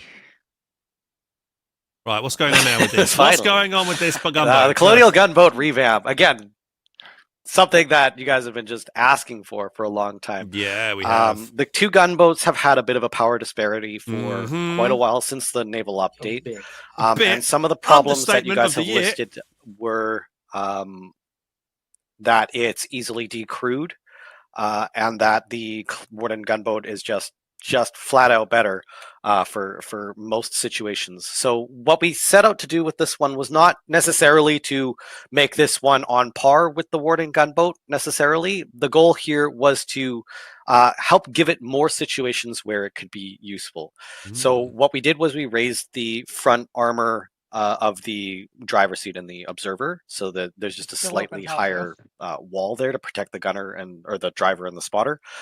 We faced the two gunner seats slightly forward, so this will give the gunboat a really heavy forward arsenal, something that they could just unload to the front direction. Okay. And then to protect those gunners a little bit more, we added these side plates so that it's a little bit harder to get the shot into the boat. And then to protect those gunners a little bit more, we so that you guys can, so that the gunners can are a little less likely to get shot. Hey Max, I don't know if there's just an issue on your end, but something kind of cut out and then like layered on yourself and then cut and then just maybe repeat your last couple points there. Yeah, I heard that. I wasn't sure if that was coming through or not. Yeah, so the point of these side panels was to prevent, was to sort of like break up the sight lines from the front direction to sort of hit those rear gunners. But you will notice that there's almost no protection from the rear. So again, we didn't want to make this necessarily as good as the gunboat or the Warden gunboat, although we'll see how this shakes out. Better. We wanted to It's continue an improvement. At least we got an improvement. We could have not had any theming changes of to this it, ship, chat. which is that it's a platform. It's a little bit slower. It's a little bit more maneuverable, but it's but it has a really solid forward-facing arsenal now. All right. Well, if it's good at attacking from the front, it should be easy just to go straight at enemy and then take him out end of from the front. Well, not everything, but the big parts going into the update. And again, the rest can go into the release notes. And as usual, there's going to be a dev Q&A post on the subreddit, which will stay active for a couple of hours after the stream. Or rather, it'll go up a little bit after the stream, and then it'll stay up for a few hours. And then the dev branch will, if everything, we got something. There's no technical issues, Come on. it should go We got live this afternoon. And that is it. Yep, as usual, guys, the dev branch is like one of the best places for you guys to get your feedback in about our changes. All right then. Like So putting that seems use to the be it, correct lads. categories when we have the All right, okay, so banners. Hell yeah. Right, so we now know that the banners are in the game. They're bringing them. So that is the first step to us now being able to carry a banner and go in and super roleplay with a banner. We need that. We need to argue that like crazy. We need to be able to carry faction banners into combat and maybe even just purely for the roleplay, or giving them some kind of like extra ability which gives everybody maybe a little bit of extra boost and speed or something like that. I don't know, something like that. It would be kind of cool, right? That would be so everybody would love to do that. I mean, yeah, who doesn't want to grab a faction banner and run in like a crazy dude? Be like freaking what's it in bloody Patriot? Mel Gibson in the Patriot running with the American flag up forward, you know, and rallying the troops and stuff. That was cool, right? Who doesn't want to do that?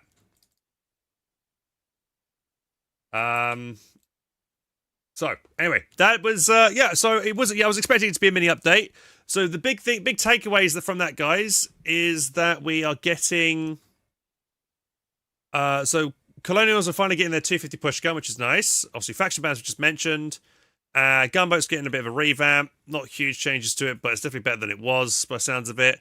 The other big thing was the factory stuff, with allowing you can now make uniforms in a factory, which is great. So you can hopefully mass produce recon uniforms, tanker kits, engineer uniforms, all that kind of stuff. As well as being able to make a new heavy arms factory where you could make 40mm 68, Tremola, RPG, all that kind of stuff. That's going to be really good. So hopefully, like if you've got like you could build that close to like near to a front line. You'd never run out of ammunition potentially, which is really good. Because one of the biggest issues was the factories are always way too far away from the front lines. But now you can make that, you basically can make your own factories pretty much now wherever you want. Albeit apart from maybe get some small arms and stuff like that, like rifles or whatever. But I think that's still really good. Yeah, towns that's why like towns that have a refinery but no factory are huge. They're gonna be even more important now. Refinery towns are gonna be more important, especially with these factories. So the gunboat still gets killed easy. Okay. Well, we'll have to wait and see and have to test it out, guys. So we'll have a test round, see how it feels. They'll still just come behind it and just rake it and just wipe everybody out. But yeah.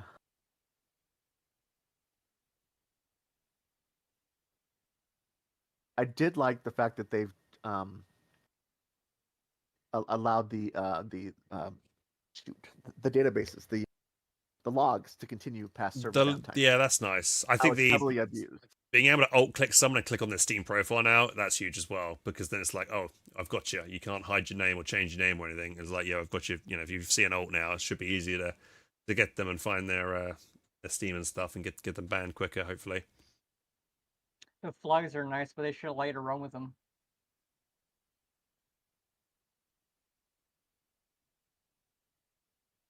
Yeah, As if Wardens needed another AT weapon system.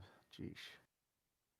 yeah, I'm not sure they needed the AT rocket launcher, to be honest. I mean, that we might be biased in saying that, but they've already got the RPG. They've already got the AT rifle. You know, they've got loads of AT And they have rifles now. better.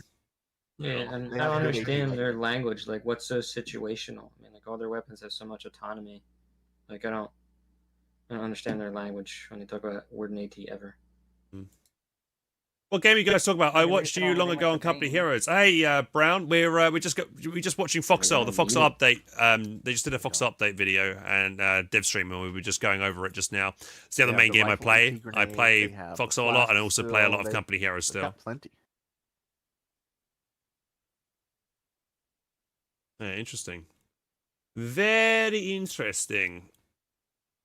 Plus, they have better tanks, so they don't need good infantry AT. Right. All late game, all AT. So there are limitations to their tanks, but every single one of them having an MG on the front really, really helps with that.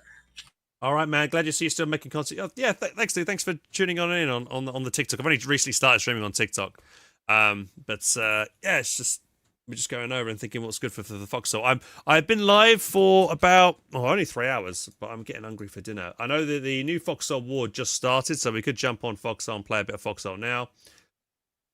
Suppose it's just started, so we can have a look. I don't know if anyone's playing it. 1K likes now. Cheers, man. What will I do with banners? I would put. I think it'd be sick to like take a high ground point and then just put your faction banner down there. I think it would be good for morale. I think it's going to be silly, but I think actually like managing to put your banner somewhere cool is going to be good for morale, and people don't appreciate how strong morale is. If you've got morale and your other side doesn't, it's huge. People are going to stay on longer, be contributing to the war longer, and if the other team doesn't have morale, they're going to be logging off. They're not going to be contributing. So you know, even if the banners don't do anything themselves, they'll have an effect. Trust me, they don't do any boost. It's just purely visual, but I can see it working. Planet Side 2 has banners for outfits. Regiments get displayed. So what, do they have... So in Planet Side 2, I haven't played it in such a long time. I don't know, I probably played it 10 years ago, probably longer than that. Do individual clans are able to design their own faction or regiment banner that they can put up on places they capture? Stop liking LARP. What's wrong with LARP? Hold, you're such a miserable bastard. Fuck's sake. Putting banners on occupied islands will be critical to future war strategy.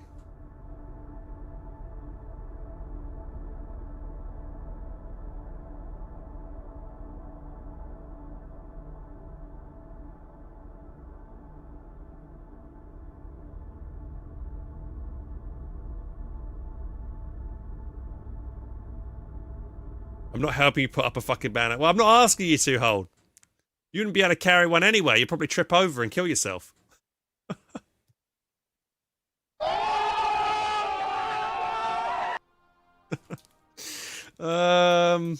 Right. Oh my god. Right then, what are we doing? Are we jumping in playing some this new war on Foxhole today, lads? It's been a couple of hours old. I've no idea where I'm going to go. We're playing Colonial because it's my main faction. Hey, Brown. Thank you for some Italian coffee. Cheers, buddy. Now I'm really thirsty. Alright, where am I going to go?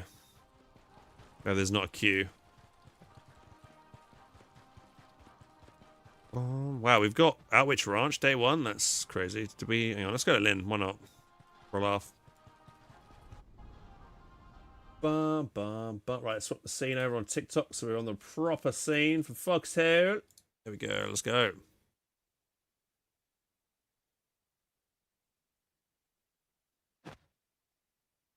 Alright, did we take it? Oh yeah, we did. We took Outwitch Ranch day one. Sick. Or was it neutral? Probably neutral.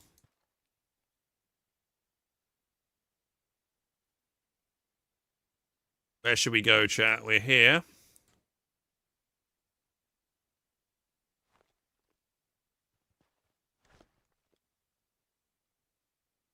Bum, bum, bum, bum, bum, bum. Right. Let's have a look. Let me switch scene over as well for Foxhole. Oh, we've still got my spin wheel up from last time. Hide that. Oh, and I'm mini. Why am I mini? There we go. Wait.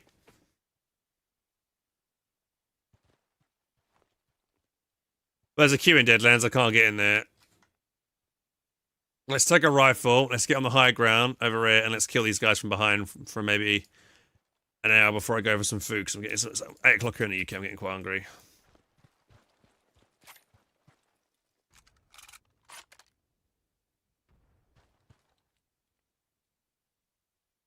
What's this new sound I got? Alright. I was finding more soundboards to add to Foxhole. Where am I going? I'm going the wrong way. Oh my god, what a noob.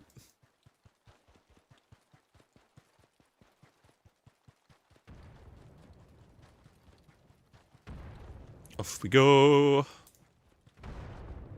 Hearing mammals going off. Heyo. Right.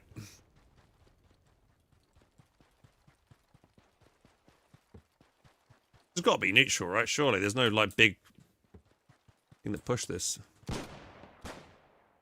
Oh, look at them all over there. Let me get my spawn set here on this BB. Oh, there's nothing inside it. I'll set my spawn here anyway.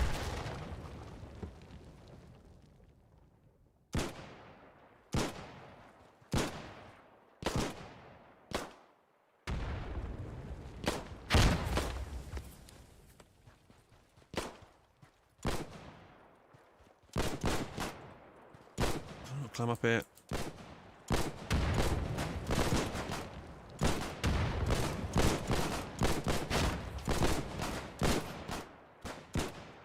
They're getting their garrisons up. Let's flank round and get to the high ground and see what we can do up there.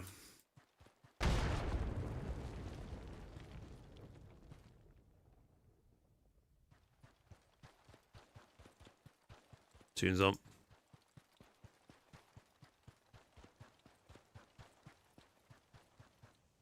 Alright, so what you do is flank round. Oh, I know this map like the back of my hand.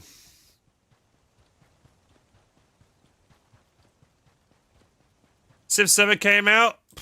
Only if I get given a key for it. I'm not going to go out my way to buy it, to be honest. I'm not really fussed when it comes to Civ. I haven't really played the Civ franchise at all.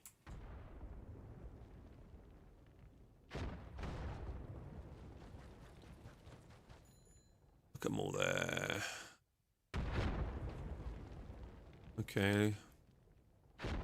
Well, we need to get some mammons and we need to push this. I could run down there and get myself killed.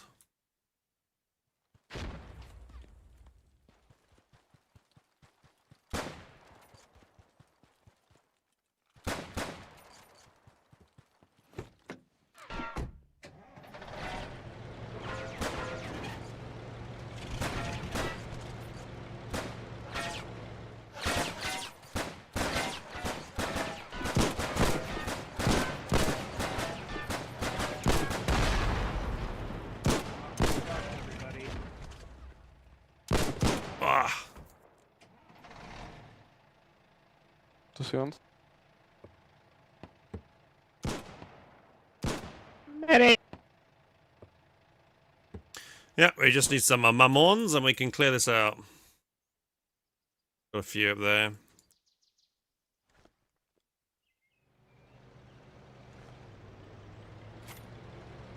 Oh, maybe actually maybe encircling Saltbrook Day 1 would be fun, actually.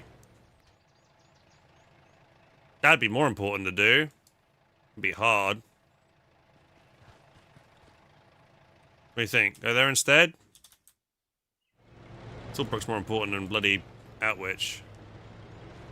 There's going to be a huge queue. 2k likes? Wait, have you just been sitting there liking the video 1,000 times there, Brown? Holy shit, dude. Oh, Bewailing's getting wrecked.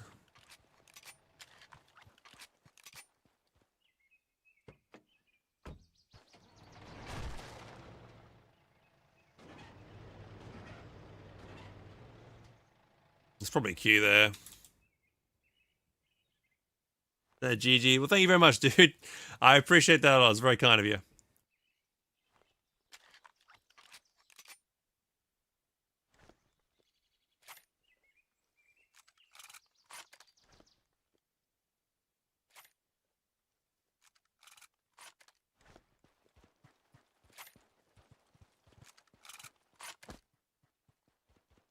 Eons.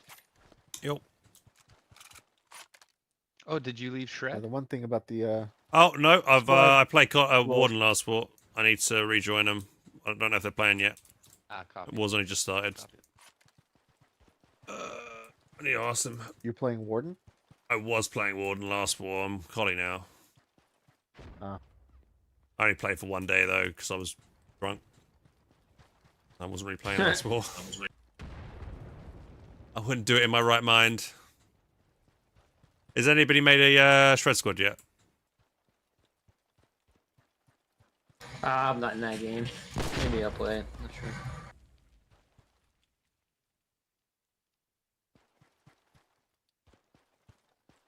I've got a lot of mammons to kill some things over here.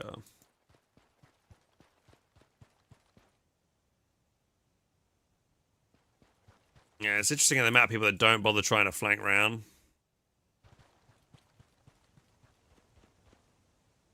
If you just decide to go, maybe take an extra 10, 20 seconds flanking another way, you could do a lot more damage. They're all pushing in this little gap here. You come around the top here.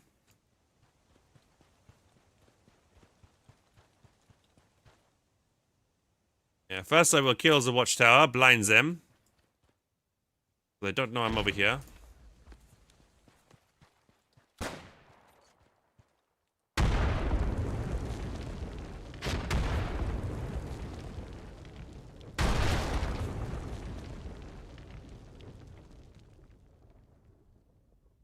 We're gonna die doing this. What's that noise? Why do I keep hearing that sometimes?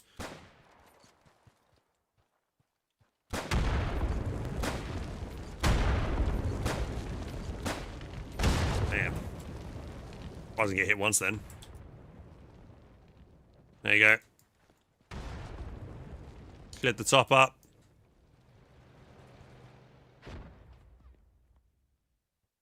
Now I can be a sneaky boy. Oh, there's no watchtower, another pillbox there. I can't push that.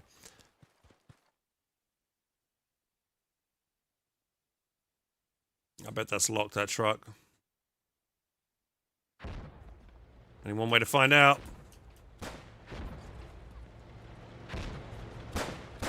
Oh, I got slowed. Shit. I need more mammons. I need more supplies.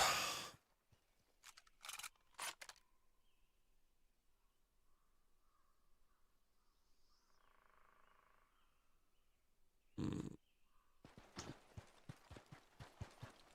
404 in summer over there. Okay. That's definitely going to be cute, that Hex. Right, I'm not going to be able to do anything until I get mammons. So I'm probably going to go a different region then. So we cannot be able to do any, can't kill anything without mammons. So we shall find another region where we can actually be useful.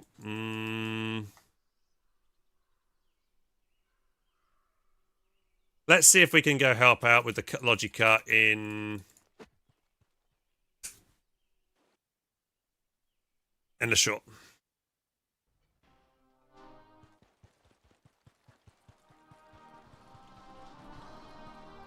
Probably cute. Oh, yeah, it is cute. Anywhere you want to go, it will be cute.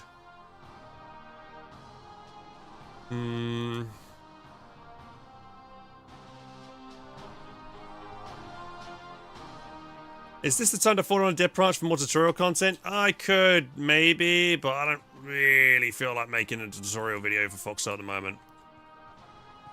What about King's Cave? This East Knife's pretty much cut off. I mean, they can. I mean, that's not really. They got that bridge there they could use, but it's not easy to give them really fast to get Logi in there.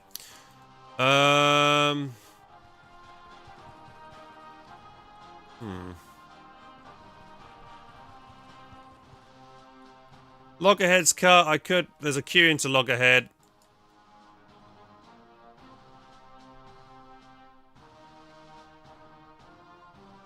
Oh, I would like to get over there, man. Where's the refineries this war? Let's have a look. There's going to be a refinery there. Scurvyshire got one. Scurvyshire's got it. We're waiting for it. Should have BMATs because of Scurvyshire's refinery. Marben Hollow. Maiden Vale's got a refinery. Yep, that's definitely something we want later on. Oh, guys, am I going to commit to another long-ass Foxhole war? Well, this war might be short because of the there's an update going to come soon, right? So...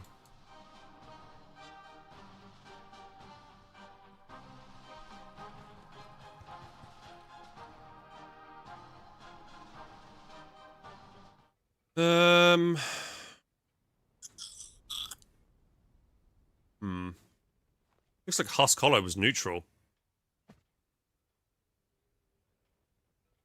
They grabbed it. Yeah, we've got a Code 3 update happening later on this month, so I'm probably going to be mostly playing Code 3, aren't I? I might just play this casually then.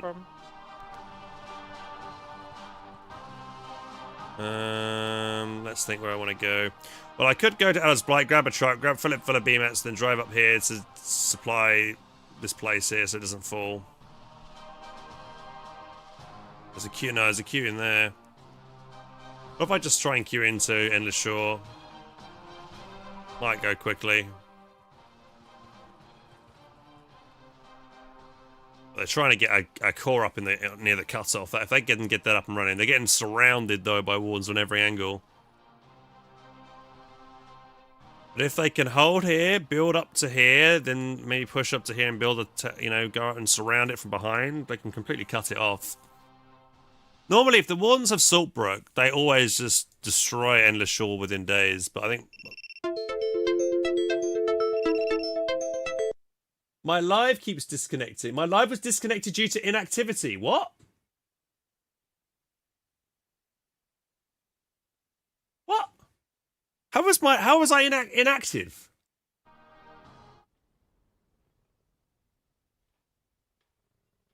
That's bullshit.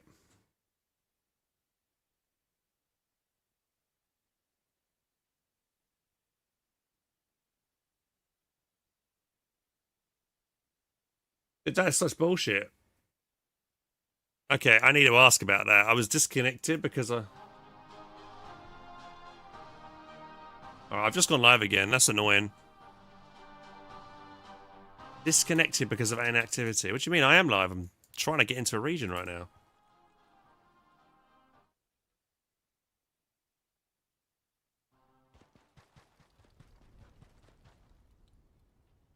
The first time that's happened, it disconnected me on TikTok for some reason. We're still live on YouTube, right? And Twitch. Yeah, nothing's wrong there. Cargo planes. Oh, well, let's hope so. That'd be cool. Cargo planes would be sick. Imagine doing Logi with a cargo plane. Thank you, Slippin' Sammy.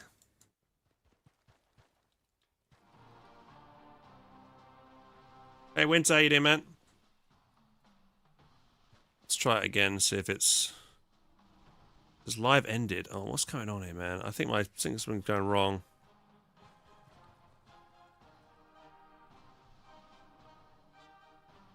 Yeah, it's working now. We'll be live again on TikTok, hopefully.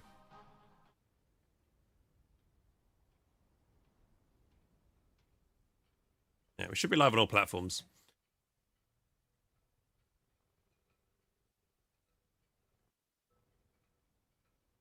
Eight-player queue to get in there. Let's play a colonial song.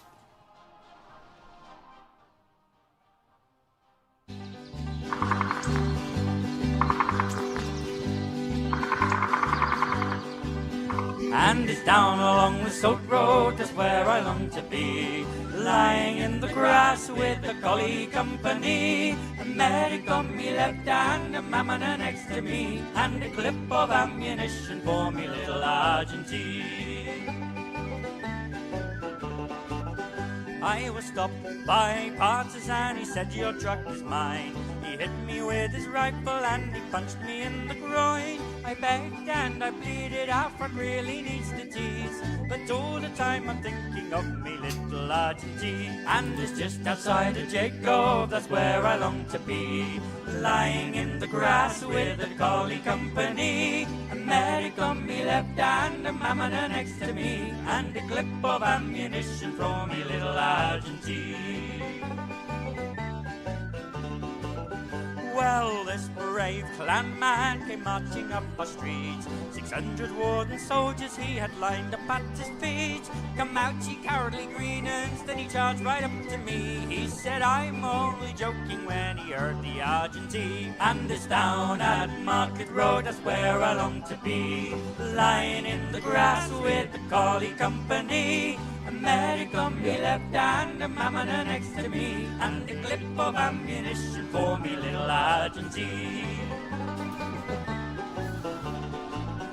Well, the wardens came to visit me, 'twas in the early hours, with Silverhands, King Gallants and Freeman Armoured Cars. They thought they had me cornered, but I laid them down with ease, with an anti-tank explosive and me little Argentine. And it's down in Hermit's Rest, that's where I long to be, lying in the grass with the collie company. A medic on me left and a mammoth next to me, and a clip of ammunition for me little Argentine. Well, when Callahan came to Blemish to see the battles won, the generals they had told him, we've got them on the run. But corporals and privates while on patrol take heed, say remember, check the bushes for the bloody Argentine. And it's down in Idle, that's where I long to be, lying in the grass with the collie company. A medic on me left and a mammoth next to me, and a clip of ammunition for me little Argentine. What song is this? I found it online. I was looking at Foxhole stuff last night for like sound bites, and I came across this song. And I thought, damn, it's actually quite catchy. So someone just made that song. Dev streams, yeah, they've it's over now.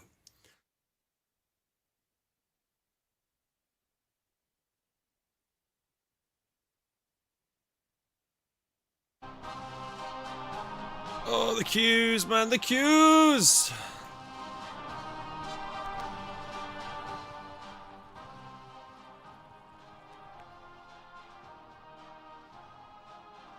The queues are long.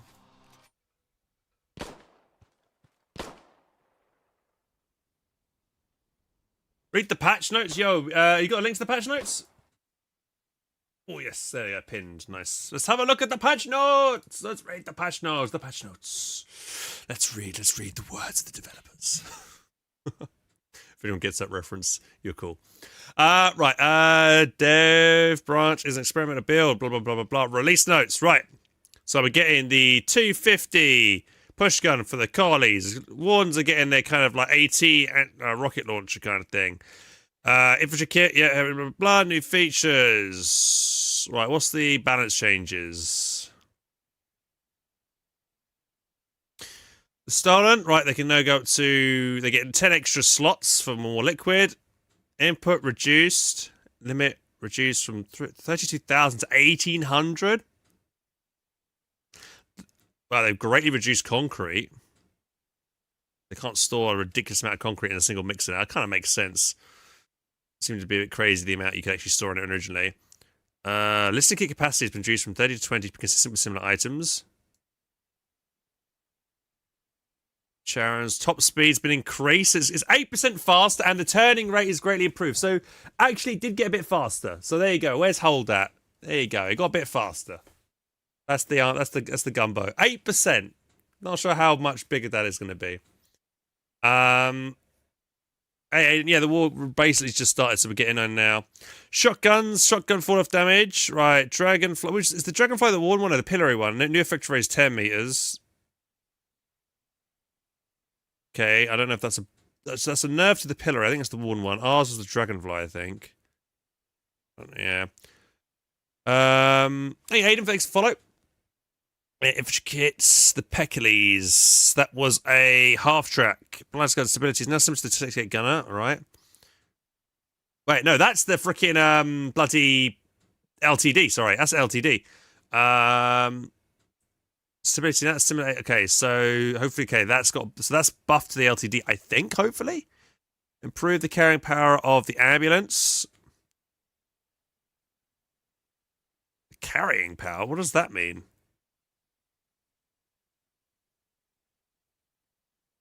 How was it? How many more slots? Does it give it more slots? Right, Deadlands. Climbing restrictions apply to rocks directly north of Abandoned Ward. An Abandoned Ward point which has been updated yet. Morgan's Crossing. Border area restrictions server some visual update. Weather expanse. Yep. Other structure changes. Still in queue. It's going to take ages. Is it weight versus speed? Okay. Yeah. Just going to think anything. Added an underside to the ambulance and the flamer truck. Thank you to the call-out menu.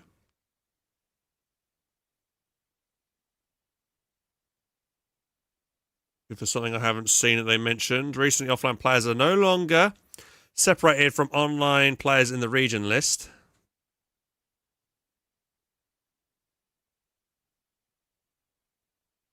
Thank you, military. Thank you for the follow.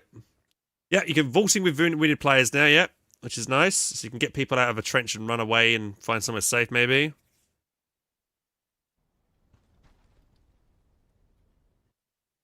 How many players in one server? Could be...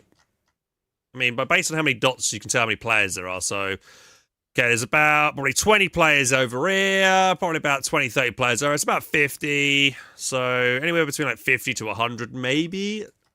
Something like that.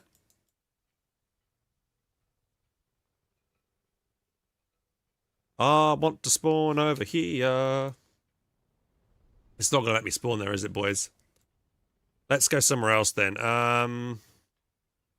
Right, we could help them in King's Cage. King's Cage, they're pushing across the bridge at King's Cage. They need help there. Maybe go King's Cage.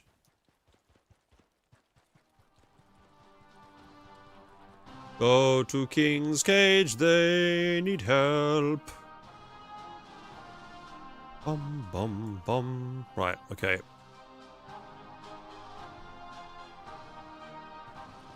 Alright, we'll go to King's Cage. Why not?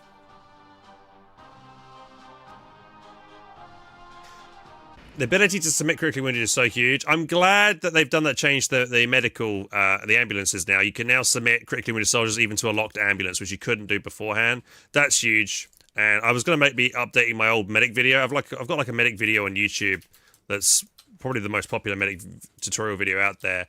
And I haven't updated it or made a new one in many years, so I probably should do that.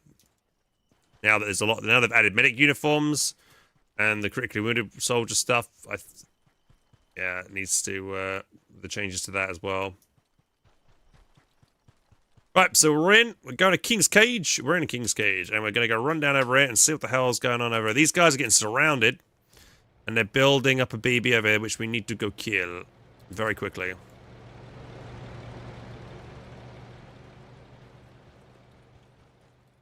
I probably will be playing for maybe another half an hour to an hour because I do need to eat some food. I'm getting hungry. Right, we're going to try and get to here, and then I'm going to try and lead a group down here. The enemies are trying to cut us off on our logi line down here. We need to stop them doing that. This bunker court, unfortunately, does not have AI yet or AI garrisons, so it's going to be hanging in the balance for the next half an hour to an hour. So I need to get down there as quickly as I can. Is this game new, Miyuki? No, this game is quite old. This game, I think, originally got out on Steam in like 2016.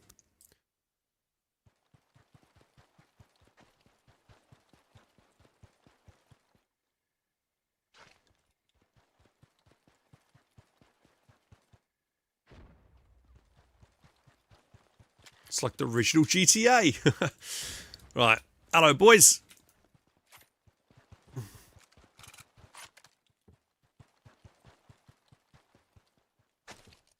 Alright. Who wants to do a quick man rush and clear some defenses with me real quick?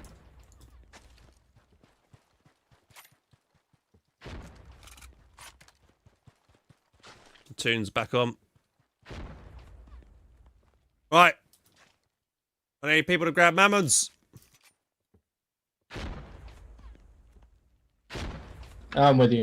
Grab three mammons each, boys. We're going to go south and we're going to clear up. They're building some defences along our Lodgy Road south. We need to quickly go take it out before they get established over there. So I need, if you're ready, stand over here with 3 mammons. Take your rifle as well. Who parked all these trucks? Your mother. Okay. Alright, I got you there, mate. We're looking to take out the bridge? Mm-hmm. Again.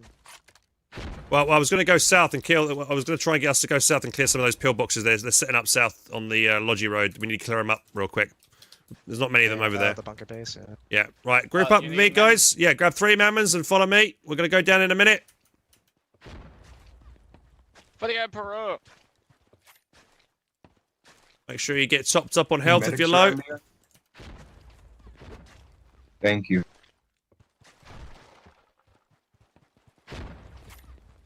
Alright, lovely jubbly. Okay, we've got mammons. Right, follow me then. With me, boys. Oh, maybe not that way, because it can't get through. Not that way, this way. No. Over the top. No, we're going to go flank around.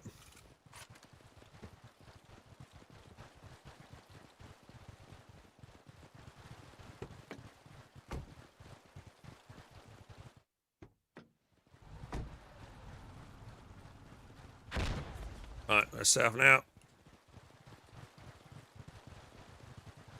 Alright, our target is any pillboxes they built around a core first. And then we're going to go kill, then we'll go blow the core up if they got one down there. It's 3 mammons to a pillbox. Alright,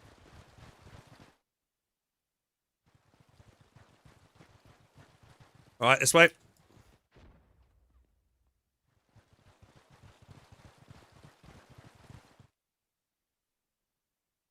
Alright, go. Get all these pillboxes now. Go, go, go, go. Quick, quick, quick.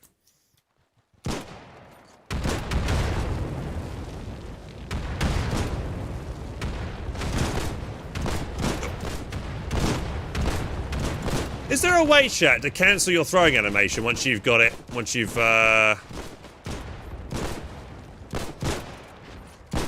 once you're mid-throw?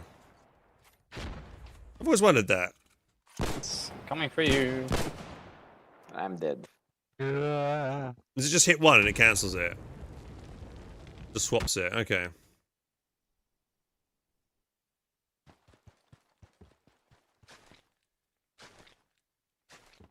I haven't played for a few weeks and I'm this rusty.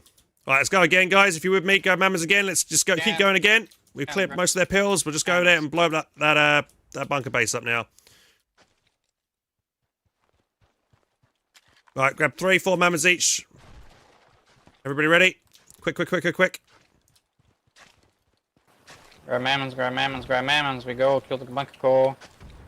We're gonna kill it and then we're gonna blow it up and dehusk it.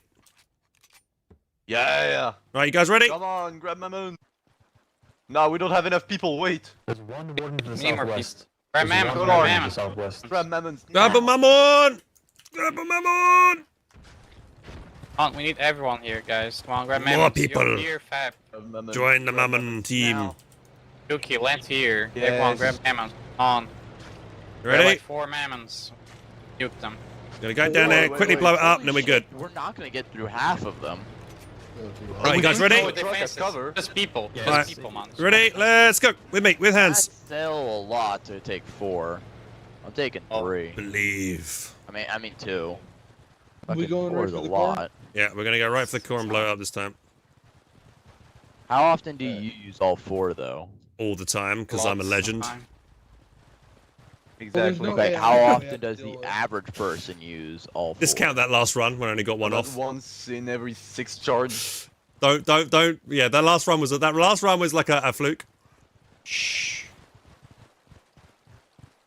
Really depends on the chaos of the battle. Yes. It's southeast from here, guys. Southeast. Okay, this way, this way. This way. What the fuck are you going? Over here, guys.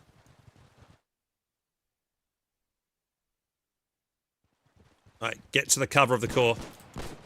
Surprise, motherfucker. Blow that shit up.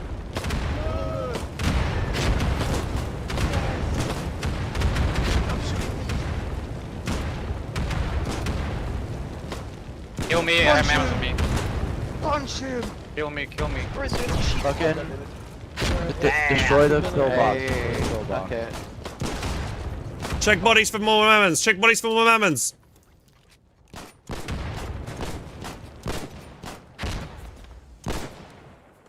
Bleed out if you've got any. Yeah, I don't have shit. I'm just more support at this point. You can do it! Hold the line! Well, Kill you guys them need to all. get back here with more mammons. Bleed out already and get more mammons up here. Keep clearing their pillboxes. Any more mammons? Keep clearing their pillboxes, guys. Check for more mammons. Not every monster got all their grenades off, right? Any more mammons on these guys?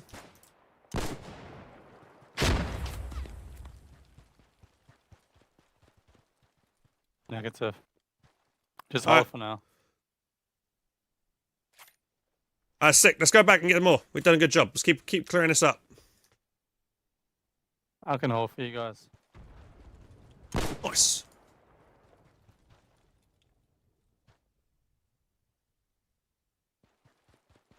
Easy peasy, lemon squeezy.